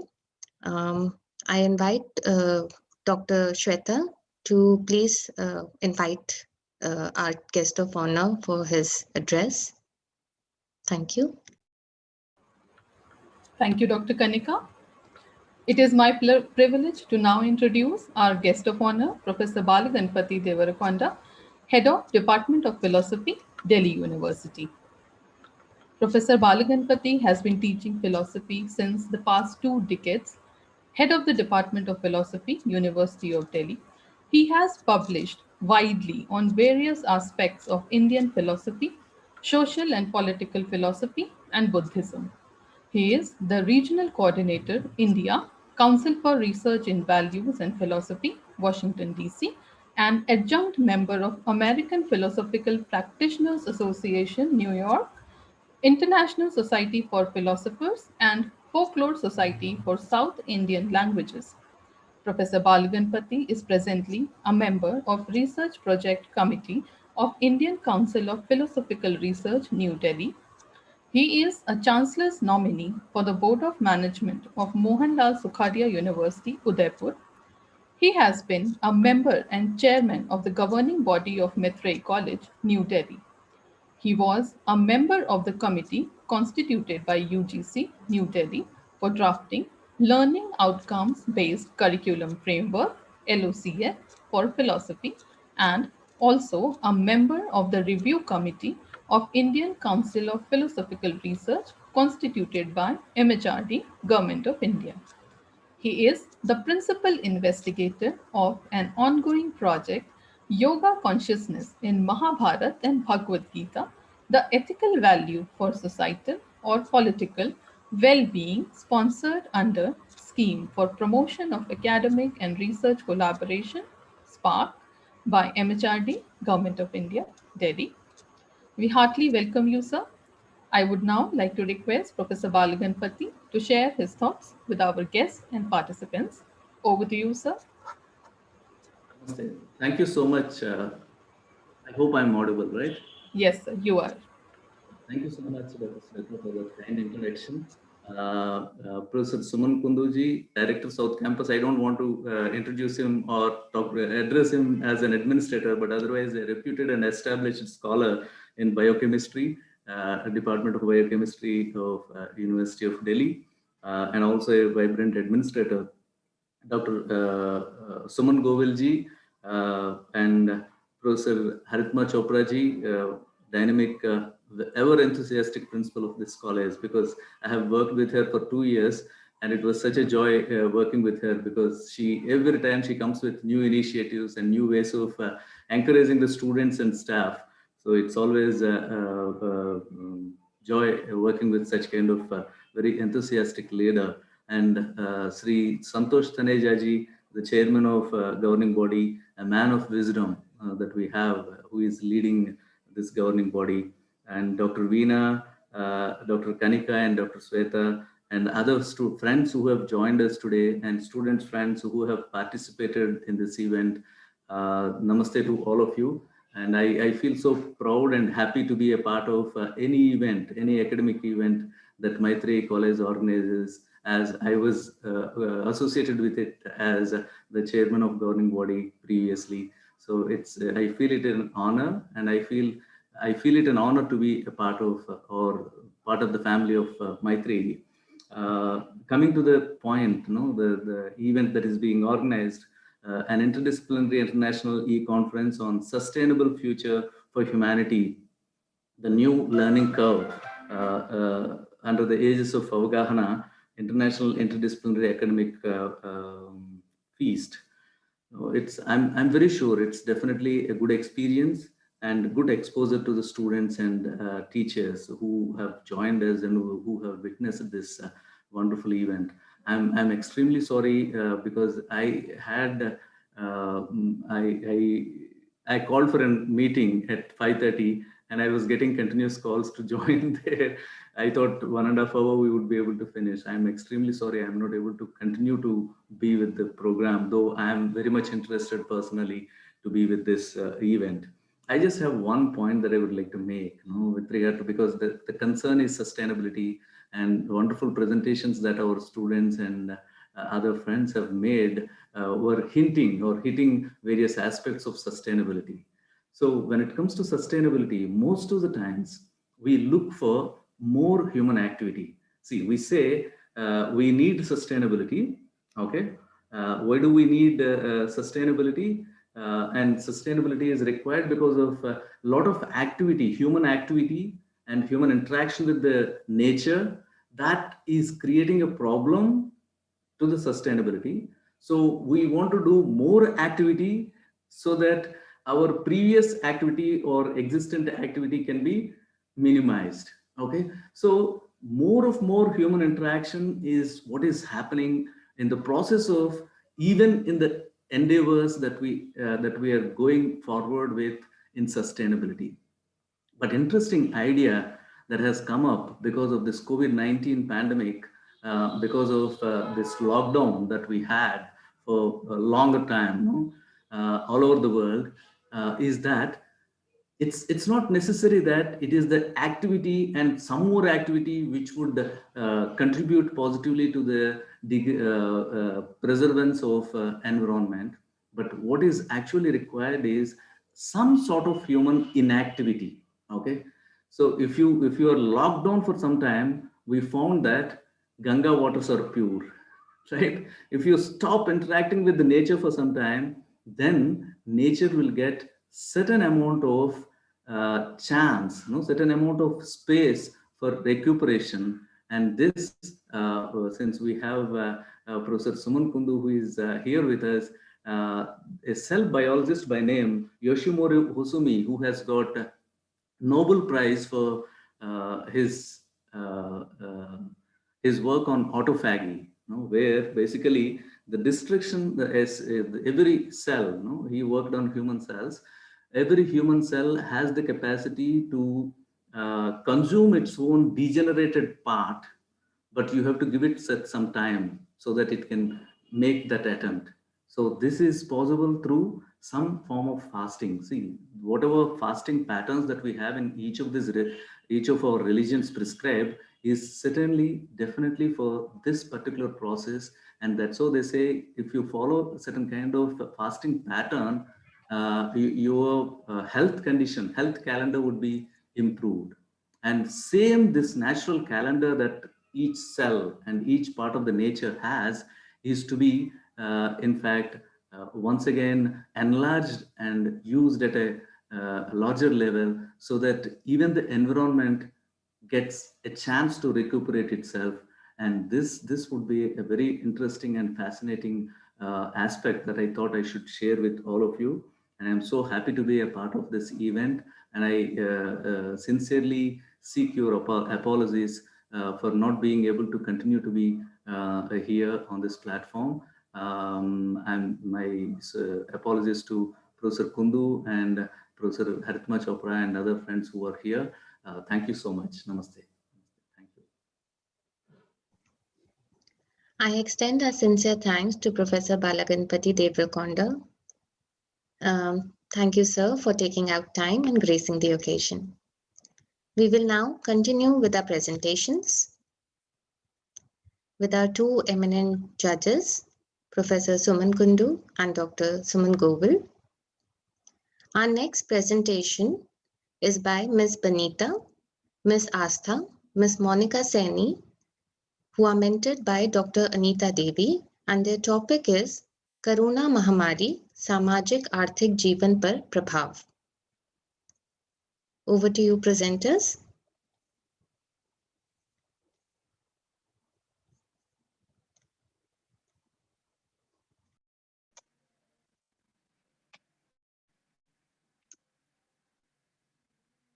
Ma'am क्या मैं शुरू कर सकती हूँ? हाँ जी, बिल्कुल। संगोष्ठी में आदरणीय निर्णायक मंडल और उपस्थित जनों को मेरा नमस्कार। आज मैं विनीता और मेरे साथी आस्था और मोनिका आपके समक्ष अपना शोध पत्र प्रस्तुत करने जा रहे हैं, जिसका विषय कोरोना महामारी सामाजिक आर्थिक जीवन पर प्रभाव है। इस शोध कार्य का निर्देशन हमारे प्राध्यापिका डॉक्टर अनीता देवी जी ने किया है।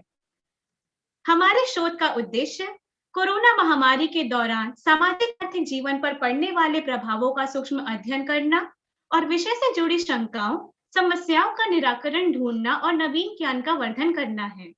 नए तथ्यों की खोज करना और उन पर प्रकाश डालना है। शोध के माध्यम से एक ऐसे निष्कर्ष पर पहुंचना जो आने वाली पीढ़ियों को विषम परिस्थितियों में भी सकारात्मक दिशा प्रदान कर सके। हमारे शोध की कार्य प्रणाली इस प्रकार रहेगी: विषय का तथ्यात्मक और गहन अध्ययन, सर्वेक्षण, विवेचन, विश्लेषण और नए तथ्यों का उद्घाटन करना। कोरोना के मुख्य सकारात्मक व नकारात्मक प्रभाव। सकारात्मक प्रभाव: प्रदूषण रहित वातावरण, परिवार संस्था का महत्व बढ़ा, भारतीय संस्कृति की तरफ बढ़ते कदम, टेक्नोलॉजी फ्रेंडली जीवन। नकारात्मक प्रभाव: किसानों पर लॉकडाउन की पड़ती मार, मानसिक अवसाद, बेरोजगारी व पलायन, डिजिटल शिक्षण पद्धति के नकारात्मक प्रभाव, महिलाओं पर घरेलू हिंसा, गिरती अर्थव्यवस्था और महंगाई की मार। कोरोना महामारी के कारण सामाजिक जीवन पर प्रभाव। एक सीमित दायरे में सिमटने के कारण आंतरिक संबंधों में घनिष्ठता बढ़ी। मानसिक एवं शारीरिक स्वास्थ्य बनाए रखने के लिए योग और ध्यान की ओर रुझान। महामारी के कारण लोगों में तनाव बढ़ा, जिस कारण सुसाइड केस में बढ़ोतरी हुई। पितृसत्तात्मक समाज में परिवार के प्रति स्त्रियों की जिम्मेदारियों में वृद्धि हुई। महिलाओं के साथ घरेलू हिंसा बढ़ी। कई समुदायों नस्ल भेदी टिप्पणी का सामना करना पड़ा। विदेश में रह रहे विद्यार्थियों की समस्याएं बढ़ी। कोरोना महामारी के कारण आर्थिक जीवन पर प्रभाव। आर्थिक संकट की घड़ी में मिडिल क्लास कमजोर हो गया और उसका एक हिस्सा गरीब आबादी की ओर खिसक गया। परिवार की आर्थिक स्थिति खराब होने के कारण कई बच्चे ऑनलाइन क्लास लेने में असमर्थ रहे और इलाज के लिए भी पैसे न होने के कारण कई लोगों की जान गई। कृषि क्षेत्र का भी सीधा प्रभाव अर्थव्यवस्था पर पड़ा। फसलों के मंडियों तक न पहुंचने के कारण उनका खर्च निकालना भी मुश्किल हो गया। लॉकडाउन के कारण ऑटो रिक्शा चलाने वालों को घर रहना पड़ा और उनके सिर से छत छीनने तक की नौबत आ गई। फैक्ट्री बंद होने के कारण कई लोगों को बेरोजगारी का सामना करना पड़ा, जिस कारण भारी मात्रा में श्रमिकों का पलायन हुआ। लघु उद्योग व असंगठित क्षेत्र आदि में कामगारों के सामने आजीविका का संकट महामारी का सबसे बड़ा दुष्प्रभाव रहा। हमने शोध से संबंधित सर्वेक्षण किया, जिसका परिणाम हमने यहाँ दिखाया है। इसमें हमने पाया कि लॉकडाउन की वजह से 96.6% लोगों का सामाजिक जीवन प्रभावित हुआ और 86.7% लोग आर्थिक रूप से प्रभावित हुए, जिसमें मानसिक तनाव, आलस, आय के स्रोत खत्म होना आदि कुछ प्रभाव सामने आए। हमारे शोध की सीमा यह है कि हमने कोरोना महामारी के दौरान सामाजिक आर्थिक जीवन पर पड़ने वाले प्रभावों का ही अध्ययन किया।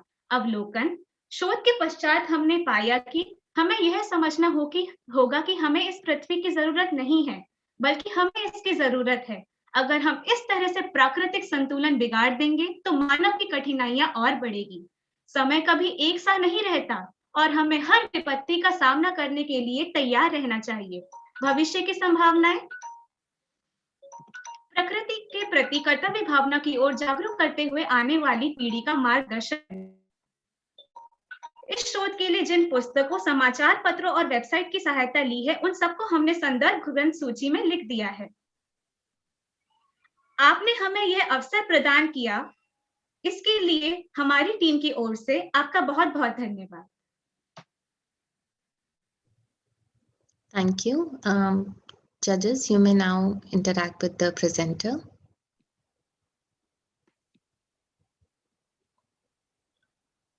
Professor Gobil, Professor Kundu. If I understood you correctly, you only have response from 30 people? जी मैम। आपने कितने लोगों को कांटेक्ट किया था?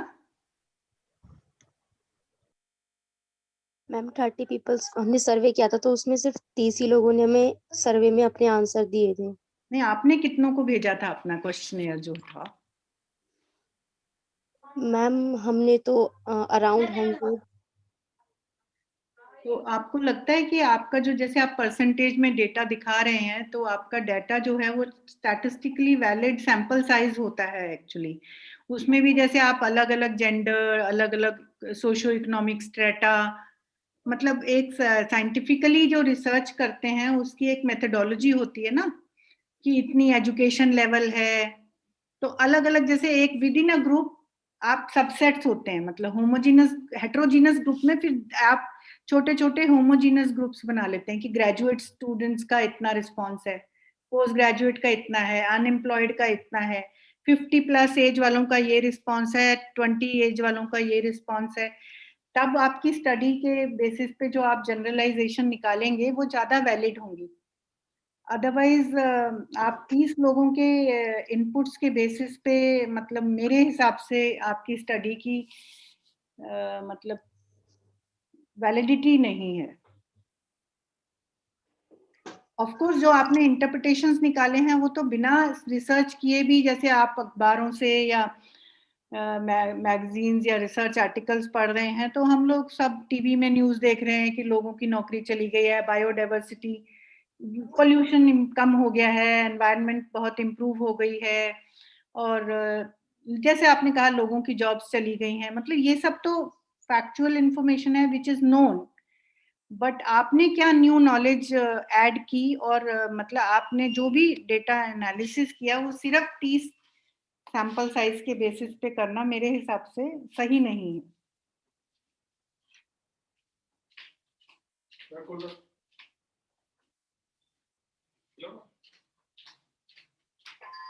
मैम इसमें आसपास के माहौल से भी पता चला, और जैसे जो सर्वे में आंसर्स आए थे उनके अकॉर्डिंग हमने इसको किया है।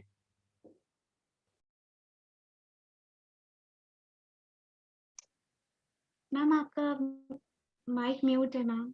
हाँ, जो आपके 30 लोग थे वो उनकी क्या एज ग्रुप थी, किस सोशियो इकोनॉमिक स्ट्रेटा को बिलोंग करते हैं, अर्बन पॉपुलेशन है, रूरल है, क्या उनका इकोनॉमिक बैकग्राउंड है, वो सब डिटेल्स नहीं होने से, मतलब सिर्फ इतने छोटे कम नंबर को स्टडी करके इतनी बड़ी बड़ी इंटरप्रिटेशंस निकालना वो सही नहीं है।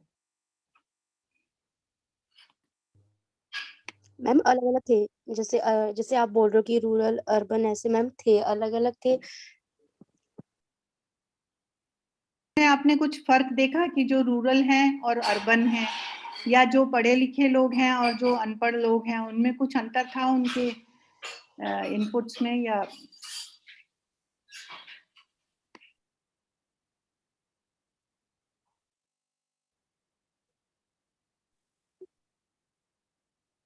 मैम जैसे आर्थिक आर्थिक प्रभाव में मैम एक एक लड़की थी, उसके फादर की डेथ हो गई थी, तो उनके घर में तो एक इनकम सोर्स उनके फादर के उससे ही था, तो फिर बट उनकी डेथ होने की वजह से उनके पास कोई इनकम सोर्स नहीं था, तो मैम उन पर एक तरीके से यहाँ पर भी प्रभाव पड़ा। और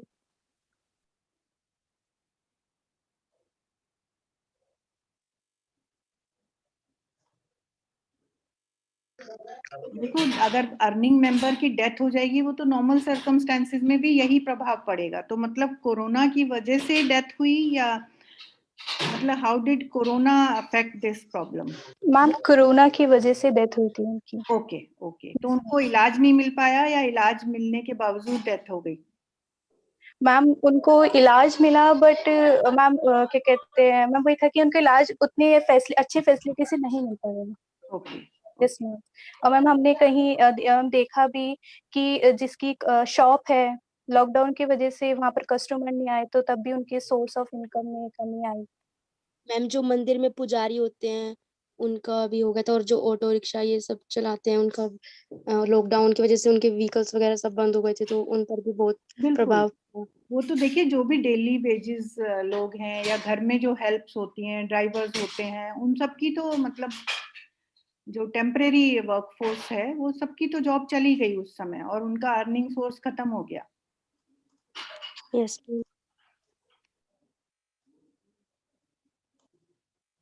लगता है कि आपको थोड़े ज्यादा लोगों को कांटेक्ट करना चाहिए, और एक बड़े ग्रुप में छोटे छोटे सबसेट्स, जैसे मैथ्स में हम लोग पढ़ते हैं ना, वैसे बना के फिर आप उसको स्टडी करिए। I think valid inputs have been given by the judge, and presenter should incorporate. Thank you, ma'am. Professor Kundu, would you like to ask anything? Doctor Kapil ने क्वेश्चंस किया है, बस हमें जानना था कि ये जो सामाजिक या आर्थिक प्रभाव के बारे में आपने बात किया, ठीक है, तो ऐसे पेंडेमिक सिचुएशन, ऐसे महामारी फिर आगे भी आ सकता है, तो हमें किस तरह की तैयारी करना चाहिए? आपके हिसाब से किस तरह की तैयारी हमें करना चाहिए, सरकार को करना चाहिए, कैसे तैयारी होना चाहिए? सर हमें अपनी प्रकृति पर मतलब प्रकृति का ध्यान रखना चाहिए, उसके साथ कोई छेड़छाड़ ना करनी चाहिए, और जैसे साफ सफाई का ध्यान रखना चाहिए। जैसे अभी लॉकडाउन हुआ तो हमें बार बार हाथ धोने के लिए बोला गया था, और मास्क और सोशल डिस्टेंसिंग, इन सारी चीजों का ध्यान रखने के लिए बोला गया था। तो ऐसे ही हम छोटे छोटे कदम यूज कर सकते हैं, और जैसे इको फ्रेंडली बन सकते हैं। और मैम सर मानवीय मूल्यों का महत्व इम्पोर्टेंट है इसमें सबसे ज्यादा।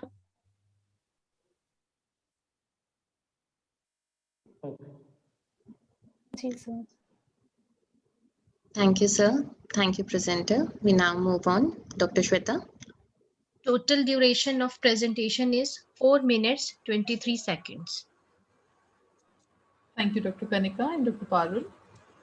Moving ahead, the next presentation is by Ms. Vishakshi Raj and Ms. Reet Sehgal under the mentorship of Dr. Saroj Rani on the topic Hazaron Khwahishein Aisi, Understanding the Unjust Reality and Unspoken Aspirations of Transgender Community of India. Over to the presenters. Thank you, ma'am. Good evening, ma'am. Am I audible? Yes, you are audible. Yeah, and we can see the presentation as well. Ma'am, thank you. Yeah. Ma'am, I hope I'm visible. I mean, the camera is working. Yes, Reet, we can see you. Right, ma'am. Right, ma'am. Good evening, respected judges, respected principal, ma'am, faculty members, and my dear fellow participants. Today, I, Reet Sehgal, along with my co-author Vishakshi Raj, under the guidance of our mentor, Dr. Saroj Rani, present our research paper titled as Hazaro Khwahishein Aisi, Understanding the Unjust Reality and Unspoken Aspirations of the Transgender Community of India. Using one of the most iconic works of Mirza Ghalib as the title of our research paper, we aim to shed light on the plight of the transgender community of India. The transgender community in India comprises of both, first, people who identify themselves as transgenders, that is, identify themselves relating with a different gender identity corresponding to the one that they are born with. Second, intersex individuals who are born with a set of reproductive anatomy that doesn't fit the definition of female or male extremes of gender spectrum. The community is subjected to not just ignorance, hate, unacceptance, seclusion, and mockery, but is but is victim of abandonment by their own families, extreme violence, sexual assault, and human rights violation. Over to Vishakshi. Thank you, Reed. Our main objective through the paper is to understand and highlight the struggle of the transgender community as a whole. And we strive to showcase their expectations from the mainstream society, meanwhile stimulating the availability and accessibility of basic human rights to them. We'll now be talking about the methodology we adopted. Over to Reed. A series of different methodologies have been used. Primary data, interpersonal interviews with medical practitioners, NGOs, and transgender community, which is still in process. Interaction with different individuals from the society belonging to different financial, educational backgrounds and age brackets. Secondly, use of secondary data, use of data and information available, including various research papers and articles published and covering the concerned topic. Over to Vishakshi. The observations that we noted while going through the secondary data available, and with the along with the interpersonal conversations that we had with some members of the society, were that there was a notable hesitant behavior among the citizens when we tried to approach them. However, during the discussions, the slangs like hijra, chanka, meetha were used in order to address them. It was also heartbreaking to know that they were denied opportunities to even menial jobs and are often limited to choosing to be as entertainment providers for functions like childbirth and marriages, begging, or in the worst case, sex working. While doing the while reading our historical literature, we also found out that in the history of Indian society, the transgender community enjoyed quite some validation and was even worshipped Shiva in the one of the prime gods of the Holy Trinity of Hindu religion in his transgender form. We also found out that the views of the youth was quite neutral or accepting towards the people of the transgender community. And we also found out that although during COVID-19, the government and many officials have come out to provide aid to all sections of the society, it has missed to shed some light on the requirements of the transgender community. Now we'll be talking about the limitations that we faced while conducting this research paper. That one of the prime limitation that we had to face was to confine ourselves to remote research and reliance on secondary data to initiate the process of the paper, as in because of the social distancing norms given by the government of India. And we had to rely on online communication media to contact institutions to give their views about the gravity of the situation. However, we're trying to contact them and arrange interpersonal interviews under full COVID-19 precautionary measures as guided by the Government of India. Over to Reet. Thank you, Vishakshi. The paper encourages participation of transgender individuals in the mainstream social and economic activities. It calls for an urgent acknowledgement of the transgender community as an equal part of the society and treating them with due respect, dignity, and equality, and refraining from seeing them as outcasts or abnormal. In the end, I would like to quote one of the lines from the song Khuda Mera Bhi Hai, dedicated to the transgender community by the Pakistani artist Waqar Ali, as he says, "Dhadakta hai dil tera, dil to mera bhi hai."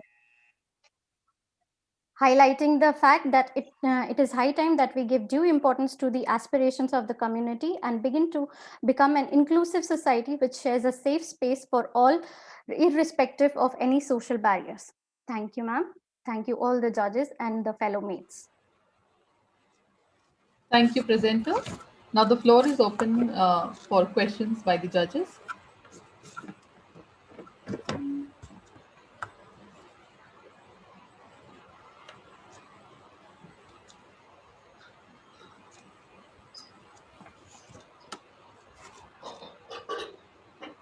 Very sensitive topic.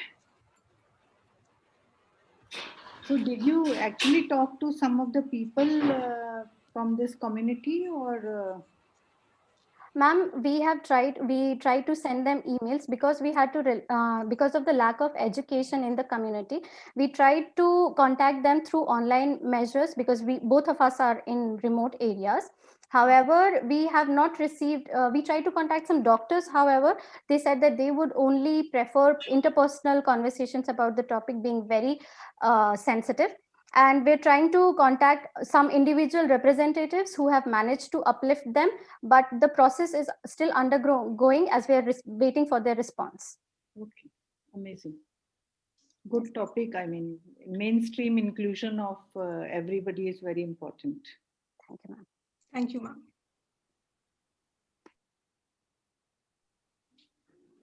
So you did not get an opportunity to interact with them, right?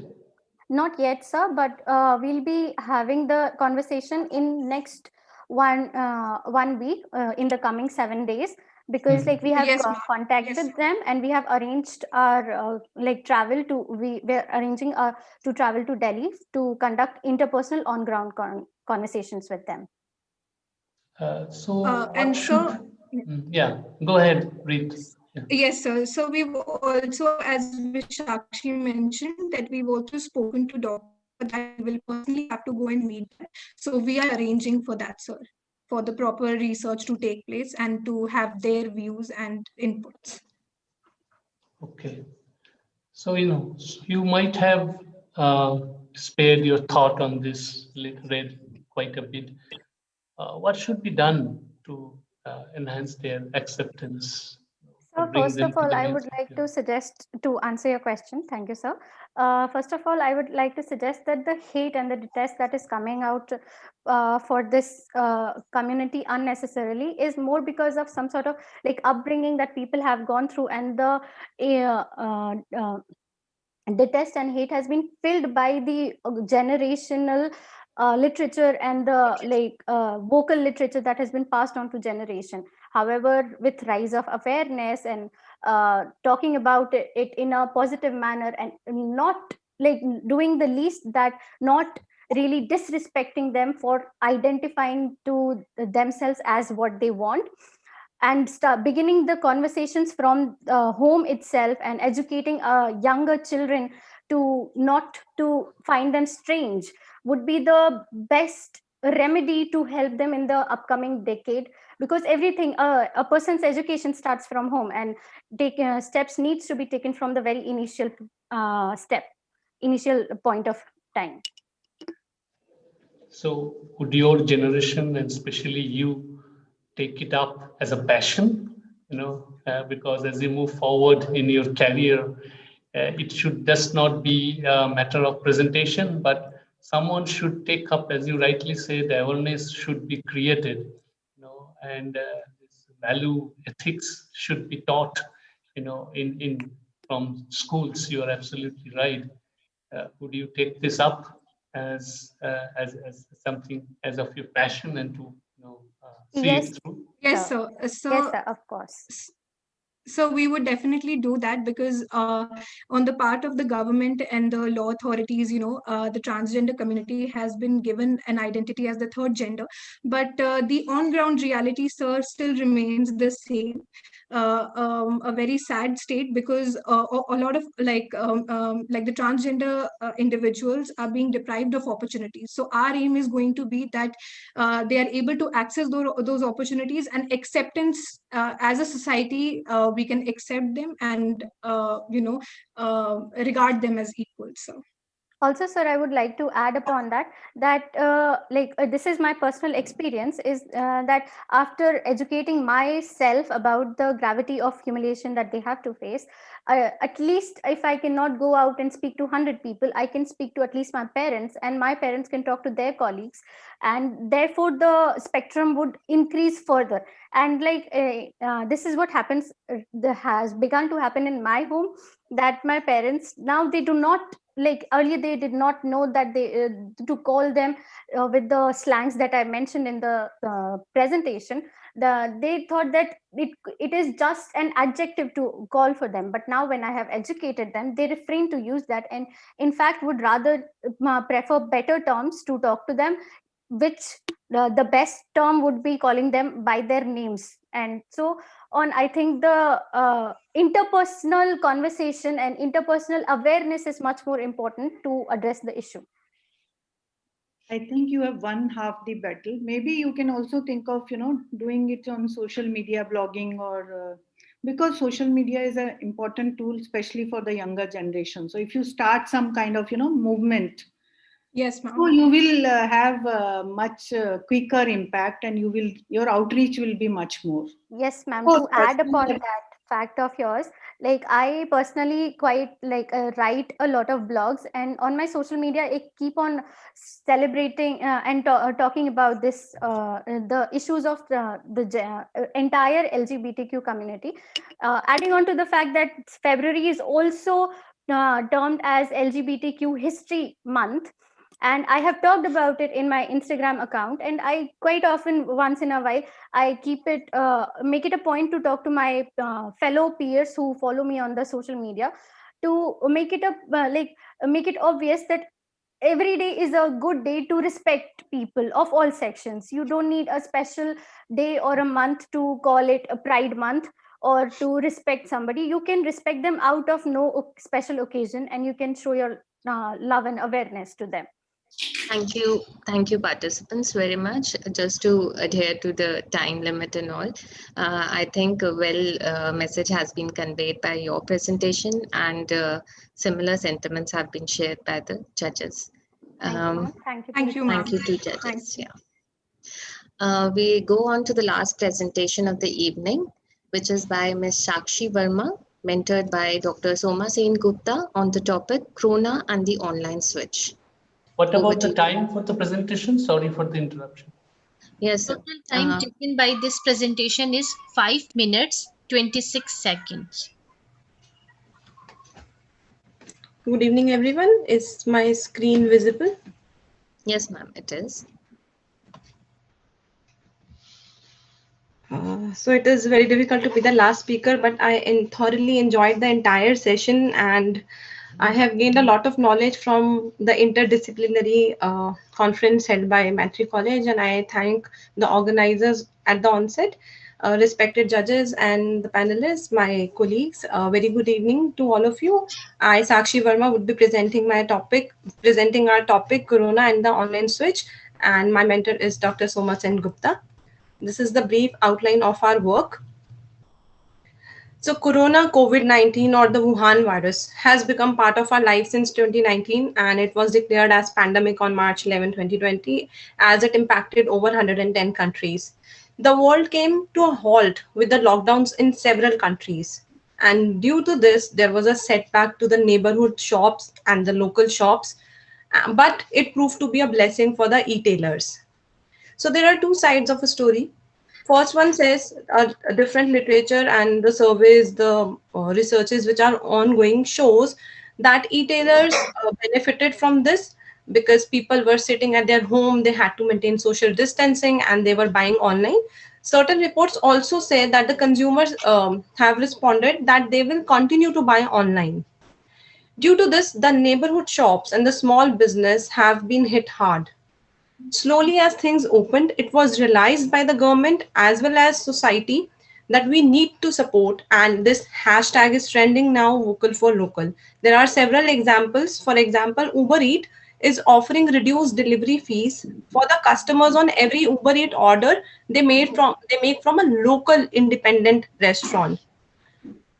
So objective of our study was to explore the buying behavior of consumer and how Corona has impacted it, to identify the preferred mode of buying, which is online or offline, and to understand whether this online switch, whether the boom that e-tailers got is a permanent one or a temporary one, or in other words, is this trend sustainable?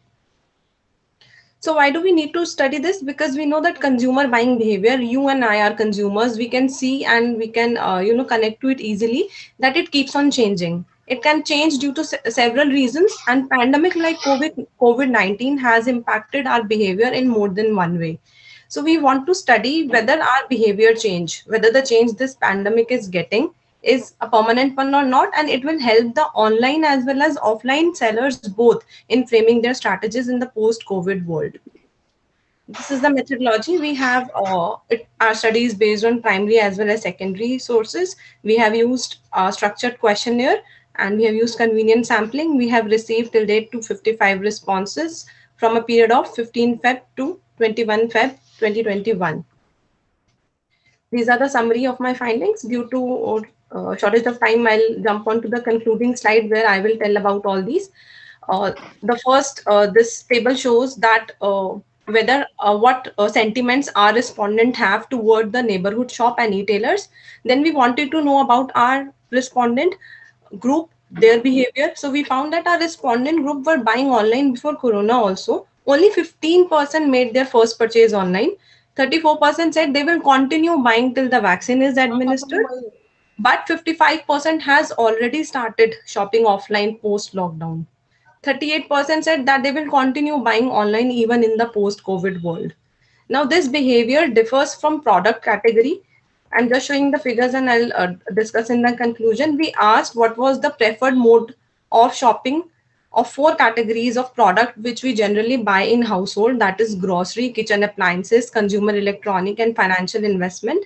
Before lockdown, we can see grocery and kitchen appliance were bought from local market more than online.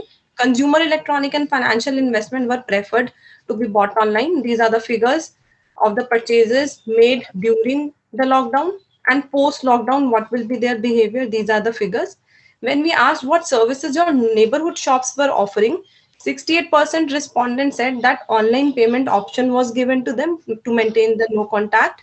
Then 60% said free home delivery was given, 27% said discounts were being given by the neighborhood shops, and 23% said that more variety was being offered by them. So on the basis of our survey, we conclude that it is not an easy task to overpower our neighborhood shops and local market. E-tailers have experienced increase in sale due to lockdown, but post-lockdown, people have started purchasing back from their neighborhood shops. Neighborhood shops, as per our respondent group, are more trustworthy than the e-tailers and they maintain better rapport with the customers. The respondent have been engaged in online purchases even before the corona, but still they are buying from the neighborhood shops. That shows the power of neighborhood shops. However, there is a segment which says that they will keep on buying in the post-COVID world online, and that figure is 38%. On the basis of our study and analysis and understanding, we make the following suggestions. E-tailers need to establish long-term relationship with their customers to gain the loyalty. The neighborhood shops have upper hand in this because they have face-to-face dealing with the customers. E-tailers also need to ensure that correct products are delivered. Hassle-free return and replacement should be available. This will help in building the trust. However, e-tailers have a larger assortment of products and more variety of payment option to the customers. Neighborhood shops have to compete with them so they can introduce flexible payment system, goods on credit, use digital methods, and increase the variety of product depending on the customer needs. Many shops, in fact, I have started using digital payment system during Corona to maintain the no contact during pandemic. Neighborhood shops can also tie up with a digital platform to ensure that they can reach a wider geographical area and provide home deliveries. So we can say that this online switch is not a permanent trend. People are not going to forget their neighborhood shops and local market. Post lockdown, the consumer has started buying from neighborhood shops and the local market. However, there is a segment who want to stick to online purchase, and both e-tailers and neighborhood shops have to understand their shortcomings and work on ways to overcome them to be sustainable and attract and maintain their customers. So that is from our side. Thank you for giving this opportunity to us, and we are open to queries. Judges, floor is open for interaction. Thank you, Sakshi. I like the way you presented, before and after behavior, because sometimes during a crisis, people behave differently, but then they tend to revert to their old methods. So Yes, ma'am. you have shown us. Do you have anything to say age group? Because I think younger age group is more comfortable with digital payments and, Yes, ma'am. Ma'am, since like this studies we are ongoing, this was the total results. So we have to break it on the basis of demographic. We have collected data of male group, male versus female, and different age groups and profession, and we have to analyze it further so that we can give a better insight that whether the male group is buying more online or the females are buying who are sticking to the neighborhood. So that thing we have to do, and in another paper we want to study the take of neighborhood shops. So we plan to interact with the neighborhood shops and understand their problems, because it is very easy to say, like in articles I was reading, that they should make an app and they should adopt digital payment, but they do not know, the local shopkeepers don't know. So as government or as societal group we can help them to do so, because then as I feel that we cannot leave everything on the government. If I can help teach somebody, that we can do at our level. If we know the problem, we can also do our bit and help them. So these two things we are going to do further in our analysis. Yeah, I mean, I think you should also ask for sponsorship from people like Amazon, Flipkart, and brokers, and so on and so forth, because they would be interested to find out the behavior Yes, dynamics ma'am. of the potential buyers, and Yes, ma'am. especially the segment which has converted to their online buying. Yes, ma'am. They should try to lure those that segment so Yes. that they don't go back to the old ways. So, Yes, I mean, ma'am. both the segments, the local shops also should try to retain. I mean, they have to make Yes, ma'am. it more Yes, ma'am. useful to the customers. So, Yes, amazing. ma'am. I mean, very scientifically done. Good. Thank you, ma'am. Professor Kundu, would you like to ask something? Yeah. Nice presentation. Thank you, sir. So, is there any possibility for a blended mode rather than only the classical method or an online method of shopping? Yes, yes, sir. Like many brick and mortar companies, like we see Amazon is promoting कि India का market है ये, and many local people are tying up with online platform like Amazon. I don't know how much it is true, because recently there were news that Amazon states that it has lakhs of seller enlisted, but then only a few companies are matlab dominating it. So how many the local people enlisted with such marketplaces are earning or benefiting is now in a question mark. Another thing which we would suggest is that neighborhood shops cannot just sit that we are brick and mortar and we cannot compete with big platforms. They can go digital. For example, there are different logistic company like Dunzo, and they can tie up with them. If they cannot provide the home delivery, they can tie up with the logistic and they can have their apps. In fact, many shops in my local area developed their apps so that we can order and they can deliver at our home. So they have to go digitalize. We have to adapt, and we have to see what consumers are demanding. We cannot just sit in our shop and say कि मेरी shop पर ही आके लो. They have to digitalize. Yes, they can have a blended mode also, but then we cannot also live without our neighborhood shops, because in country like India we cannot say that everything will go online and there will be no offline shops. So blended is the way to go, and it is the future. Yes. So the knowledge that you generate of such studies, say if you do a more extensive studies, what will be its applications or utility? So like we have taken the consumer's viewpoint, like consumers, what consumers are feeling. They are feeling that a post-pandemic things are normal, so we can go out. And people want to go out and go to the local market and shop. It is like a pleasure going out. Say, although online shopping, personally, I also feel is very convenient and on the tips, and we have more discounts, but still we want to interact in the society and go out. So with this, we get the consumer's viewpoint, that whether the consumers are going online and in future also will they stick. And with our respondents we find no, people are turning back to their local markets.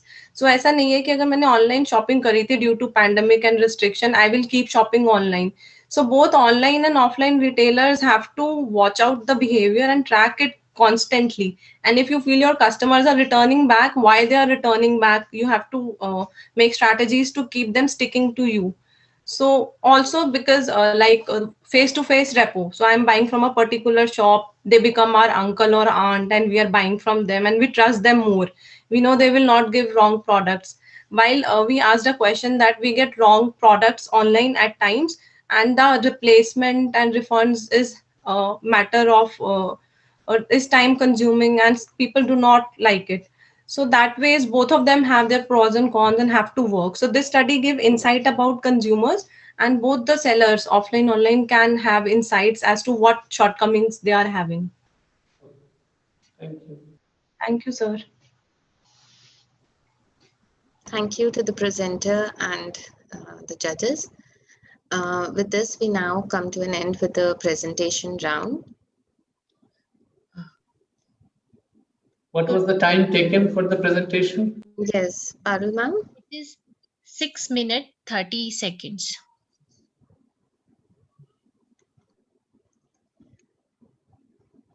It now brings me delight to extend a hearty welcome to our Honorable Chief Guest, Professor Suman Kundu, Director, South Campus, Delhi University.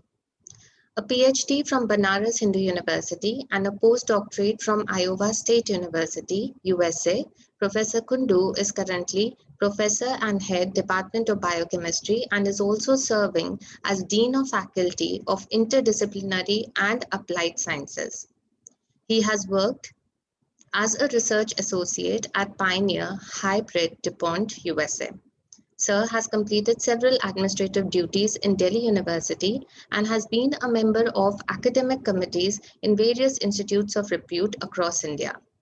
He has several accolades to his name, such as SP Tyagi Oration Award 2017, Indo-US Research Fellowship, and Travel Award from DST. He has delivered several talks at national and international level and has more than 65 research papers, 2 books, and 1 patent to his name. He is the founder editor-in-chief of Journal of Proteins and Proteomics and an executive council member of Proteomics Society India and Protein Society India. His research interests include structure-function stability relationship in blood substitutes, diagnosis of hemoglobinopathies, and drug discovery against cardiovascular diseases. It's a pleasure to have you amongst us, sir. Over to you.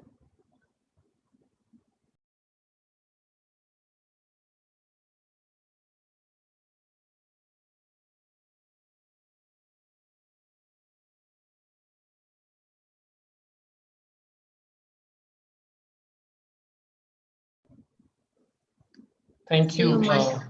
Yeah, thank you, Dr. Kanika. Thanks for the rather long and embarrassing introduction. I do not want to say much because it's been 2 hours, that I have been sitting here judging the presentations. I must congratulate the presenters. All of them have done a wonderful job. It's wonderful to see these young talents presenting. There has been a diversity in the subjects that have been presented, and the choice between presenters, is very, very difficult. And I think I would leave to Dr. Goval to take to take that decision. I have shared my decision. I thank the principal, ma'am, Dr. Chopra, Dr. Taneja, the governing body, all my teachers and colleagues in the college, the organizing committee for giving me this opportunity. I concur with whatever Dr. Chopra had mentioned in the beginning of this session, but only differing with her on 2 aspects. One, she mentioned that sustainability may not be a new idea. That may be true, but it's a very important and very significant aspect of our very existence.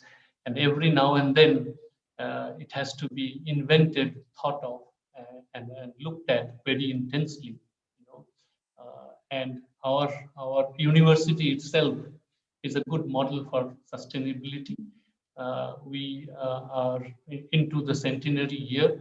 For 100 years, through all our freedom struggle, a lot of crisis, a lot of upheavals in socio-economic structure. We have survived as an institute of excellence, and so is Maitri College doing so. So sustainability is very, very important. I appreciate Dr. Chopra's leadership, and I also appreciate the dedication that teachers of the college have shown, and to the wonderfully talented students. This has been a wonderful initiative in the interdisciplinary e-conference. And amidst the pandemic, we have kept up our academic activities is a wonderful thing. I think this should continue. This should spread. This should get more. This news should spread across colleges so that all colleges can be involved. There has been an overwhelming response to this, nationally and internationally, and I would say that the college has done exceptionally well, equivalent to any department of the university you do. We ourselves are trying to organize a conference which is scheduled on March 11th and 12th on COVID-19 and urban sustainability. We had difficult times getting response, but the college, I think, has done wonderfully. So I congratulate the college and all teachers, students, and the participants. And it is wonderful to see Dr. Govil after a while. The last time we worked together was on a protocol book, coordinated by the former principal of Sri Venkateshwara College. Thank you very much. Thank you.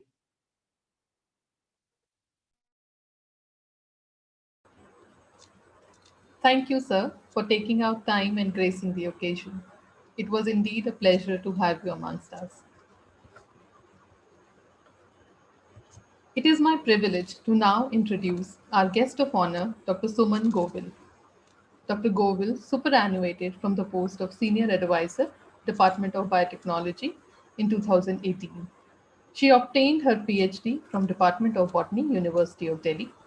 She was involved in key policy decisions and important initiatives of the Department of Biotechnology for more than 36 years in the areas of human resource development, preparation of strategy documents, extramural research findings, and competitive grant reforms. She is known to be a proactive social person and believes that quality manpower holds the key to success in every area. She has worked upon education and training projects that aim to produce world-class manpower in biotechnology in India. She was instrumental in initiating postgraduate and postdoctoral teaching programs in biotechnology, formulation of model course curriculum, online student feedback system, online national level exams for selection of students for DBT, JRF, to name a few.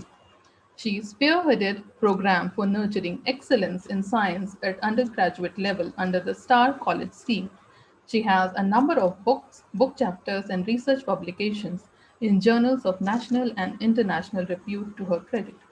It is an honor to welcome you, ma'am, and I now invite you to address the audience. Over to you, ma'am. Thank you.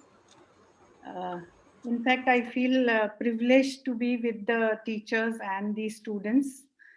I myself wanted to be a teacher, but luck willed otherwise, and I landed in Department of Biotechnology.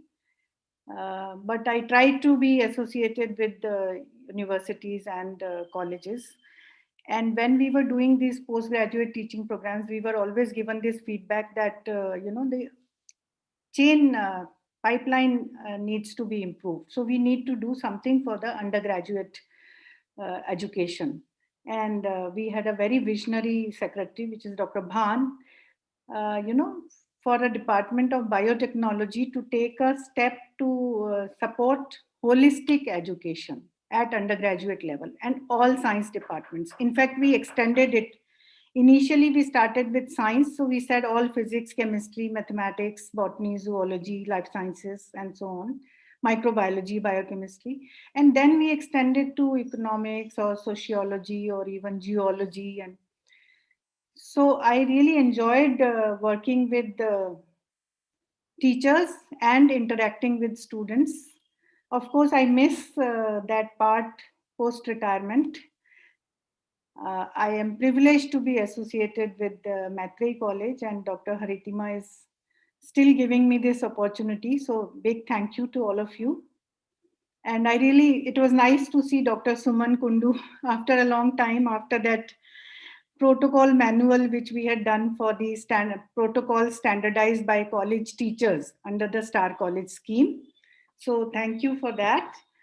And I loved each presentation. In fact, in such a difficult time, to come up with projects, to devise methodology, to devise questionnaires, and to interact with people and try to get them filled. Why we were just telling them about the sample size was that in future they can try to extend this and try to extrapolate the suggestions which the committee or jury members have given. But each and every student was amazing. In fact, the communication skills they have best, and they have actually, I would say, sometimes they have outdone themselves and outdone several projects which are presented in the funding agencies, because I saw these projects being presented. So students are amazing, and the guidance given by the teachers is fantastic. And thank you for having me. All of them were amazing. They are all winners. In fact, I am told that they have come here after screening in the first round. So these are 8 winners already. So unfortunately, maybe we will be again choosing some 3 people out of these 8, but each one of you, in fact, each participant is a winner. And don't take this as a failure. And even if you take it as a failure, learn from your failure. And remember, Dr. Abdul Kalam said that failure is first step in learning. So we should all learn from our mistakes. And if we stop learning from our mistakes, we will be stagnating. So there is always scope for improvement, even in the best paper. So we should all try to introduce and incorporate these suggestions and be better next time. Thank you for having me. Thank you. Thank you, ma'am, for your wonderful words of wisdom for the presenters. We would also like to announce the result of avgaahan now, the annual Interdisciplinary Academic Fest 2021. There were total of 15 competitions, and the final results are: for the first competition, which was Drishti Artography Write-Up Submission, the first prize went to Nisha Podar from Maitrey College, second prize to Umang Parthi, Maitrey College, and third prize has been shared by Jyotsna Gupta from Swami Shraddhanand College and Abhikarsh Gupta, Swami Shraddhanand College. For the second competition, which was Comvis, the first prize went to Sanya Bangia from Gargi College, second prize to Mayank Kansal from DCAC, and the third prize to Siddhant Tiwari, Ramlal Anand College. Congratulations to the winners. The third competition was Design Slide Case Study Competition, and the first prize went to Abhikarsh Gupta, Swami Shraddhanand College. Second prize has been shared by Niyati from Maitrey College, Khushbu from Deshbandhu College, and the third prize has also been shared by Riya Nambikar from Maitrey College and Shreya Bahukhandi from Maitrey College.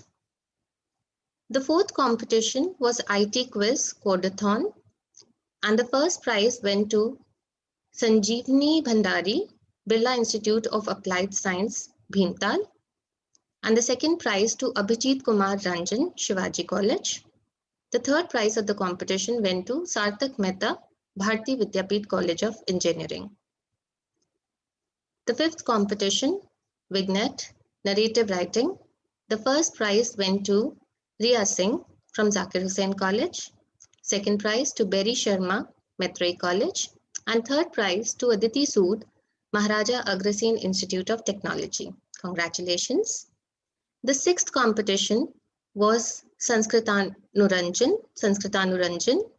and the first prize went to Preeti Pandey from Maitrey College, second to Nidhi Singh, Ramjas College, and the third prize went to Divya Prakash Pathak from Faculty of Arts, BHU, Varanasi.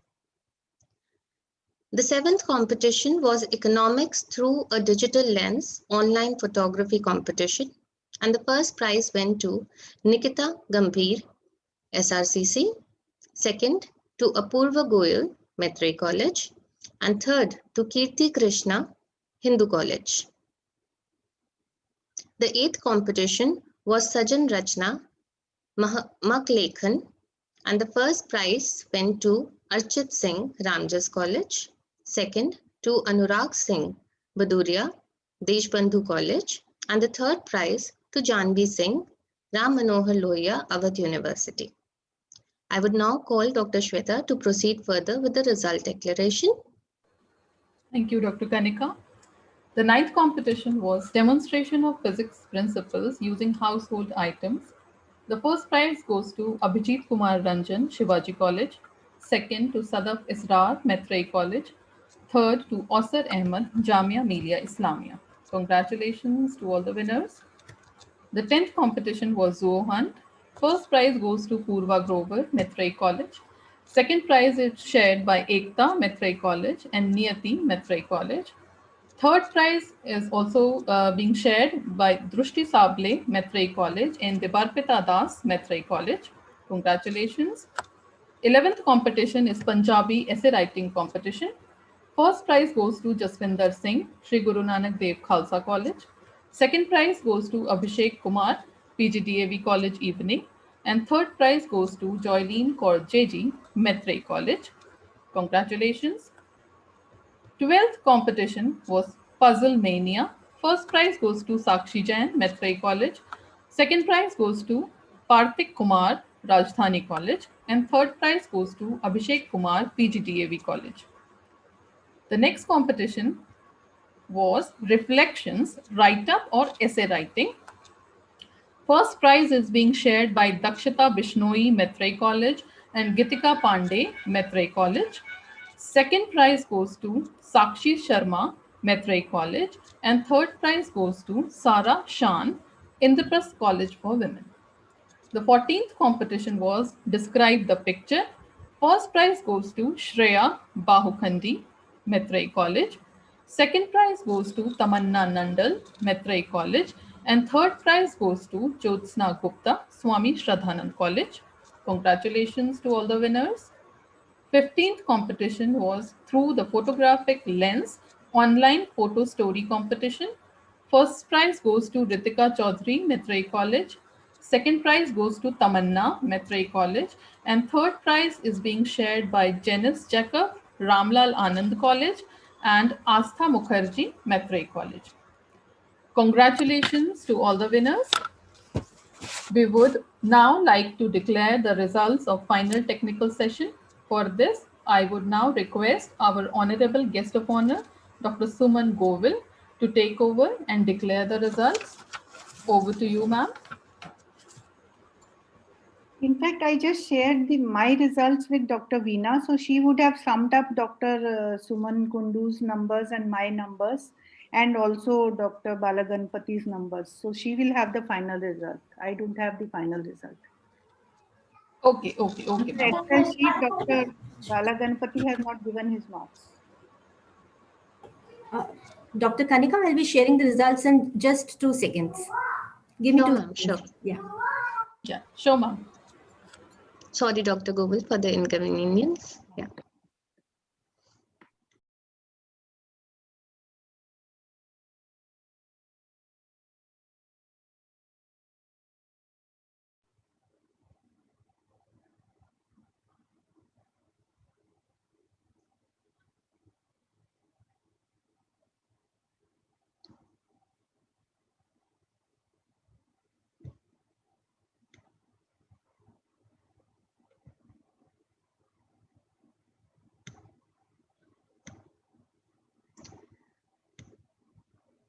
Let's this momentum of surprise that who wins the competition be delayed for a little more moment. I now invite Dr. Sonal Babbar from the Department of Commerce and one of the conveners to give glimpses of the conference and deliver the formal vote of thanks. Yeah, thank you, Dr. Kanika. A very pleasant evening to the respected chief guest, guests of honor, honorable dignitaries, our principal ma'am, all the colleagues, participants, and everyone present here. It is my pleasure to take you all for a ride of the one-day international interdisciplinary e-conference. Here, I present before you the glimpses of the day. The day began with an inaugural session. The stage for the conference was set with the inaugural shine. It was attended by a galaxy of learned persons. The day proceeded with 8 parallel live technical sessions displaying the original research content developed by young budding researchers of Generation Z. Instilling the passion for research in the undergraduate students is a marvel benchmark the conference has achieved. Not only the students, but also their mentors very gracefully contributed to the culmination of the research work. Researchers from different corners of the country, namely Jammu and Kashmir, Assam, Rajasthan, Madhya Pradesh, Uttar Pradesh, and many more, came together through this technology on this platform to share their wisdom and knowledge on various disciplines, thus making this event truly interdisciplinary. We also had an opportunity to receive knowledge and light from an eminent panel of experts. Participants fully appreciated the enriching experiences they embraced during the live technical sessions. Receiving an overwhelming response is a treasure in itself. Let's have a glimpse of comments received from the participants. The speaking tree speaks for itself. As Mr. Milinda Lehri from Shri Venkateshwara College puts it, it provided different points of view on various topics and helped giving a holistic view of the current situation. Dr. Nidhi Ahuja from CCS University, Uttar Pradesh, stated that she gained so much of information and found changes in every sector after COVID. I learned a lot and garnered more knowledge. It was a nice platform to exchange knowledge, as stated by Ms. Ishita Kalshan. Thank you so much for such a wonderful opportunity. I had learned a lot just by listening and watching to the presentations. This was put by Millennium Non-Grim. Statistically speaking, around 61% of the participants stated that this is their first presentation in any conference. 99% of the participants are confident now in writing the abstract and presenting in the conference. All the participants are taking back a positive experience with themselves, and they are of the opinion that the conference brought practical knowledge of the subject to them. Also, participants endorsed that such events should be arranged more often in future. We have received some wonderful suggestions on various themes to be covered in future from various participants, and that, in fact, has put the foundation to plan our future conferences. With this note, I, on behalf of the entire Metrai Kutum, thank and acknowledge the contribution of all who made this event happen.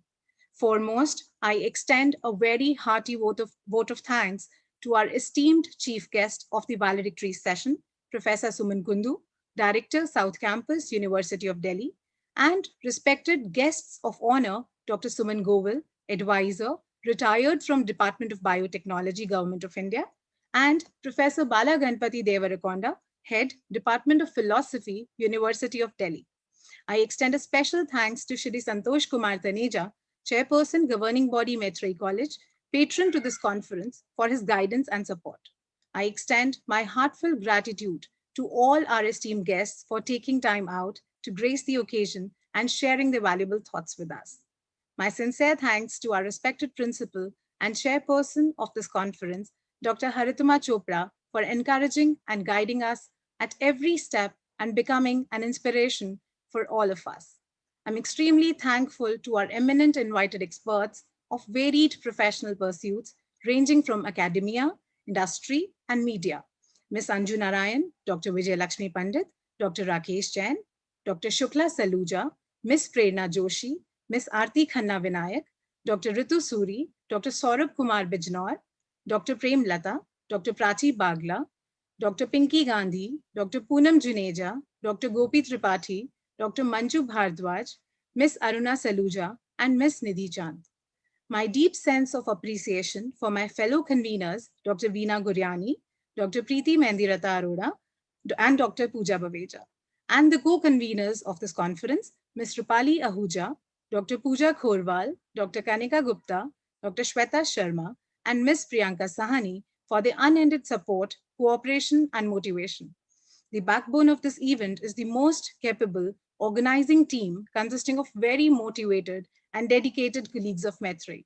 Dr. Surinder Kaur, Ms. Richna Sirohi, Dr. Mansi Dhingra, Ms. Devangna Jha, Ms. Ali Kumar, Dr. Ipsa Beri, Dr. Anirudh Ojha, Ms. Neha, Dr. Vinita, Dr. Anita Devi, Dr. Pooja Gopal, Dr. Nilima Ohri, Dr. Ghazala Ruhi, Dr. Manisha Batra, Ms. Amrita Ajay, Dr. Rashi Bhargav, Dr. Monica Hekrijim, and Dr. Parul Yadav. Special thanks to our supreme technical team, Mr. Abhishek Khurana and Ms. Indu Rawat. I thank them all for the meticulous planning and tremendous efforts in making this event a grand success. I also extend my gratitude towards administrative staff of Maitrey College, Ms. Radhika Verma, Mr. Rano, Mr. Sanjay Ahuja, Mr. Jitendra, and Mr. Ankit for the support in all aspects. I would also like to express a deep sense of gratitude towards the pillars of strength of this event, our students volunteers team. Students are the strongest foundation to any institute. So are they to this event. This tirelessly working team round the clock deserves a resounding applause for their unended efforts to make this conference a grand success. The organizing team, this event would not have been possible without your support. And a big special thanks goes to all our fellow faculty members and participants to have joined us from different universities across the globe, thus making this event truly interdisciplinary. We are grateful to them for their overwhelming response. Dear participants, without your zeal and enthusiasm, this conference would not have come into existence. Thank you very much, all of you, from the bottom of my heart. Stay connected and stay safe. Over to you, Dr. Shweta. Thank you, Dr. Sonal, for delivering the vote of thanks for the valedictory session. Without any further delay, I would now invite our honorable guest of honor, Dr. Suman Govil, to declare the results of final technical session. Over to you, ma'am. Thank you. So I have the result based on the assessment by 3 panelists, Dr. Balaganpati, Dr. Suman Kundu, and myself. So the first project which is rated is Janvi and Harleen, Gender Sensitization Past and Post COVID-19. First prize goes to just Janvi and Harleen. Second prize goes to Aditi Singh and Stuti Singh, Nanotechnological Interventions to Mitigate SARS-CoV-2. Third prize goes to Sakshi and Dr. Soma, Corona and the Online Switch. So these are the 3 winners. Of course, everybody has done very well and there was hardly any difference. And I must tell you, there was quite a bit of consensus in the marking given by the 3 judges. So it is opinion of all the judges. Thank you. Thank you so much, ma'am, for announcing the results, and many congratulations to all the participants and all the winners as well as the participants.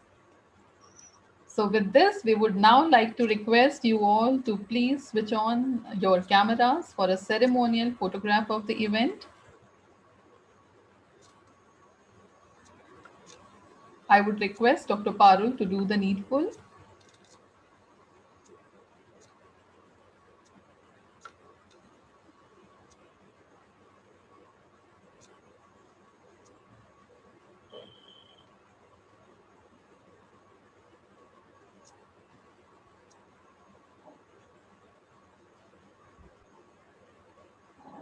Thank you. You all may switch off your cameras.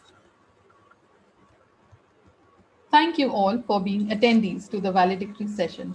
Kindly fill up the feedback form for today's valedictory session, the link of which is available in the chat box.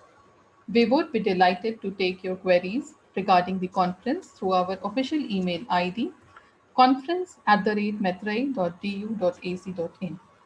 Now we'll close the valedictory session with the national anthem. I request my colleague Dr. Monica to please play the national anthem. Over to you, Dr. Monica.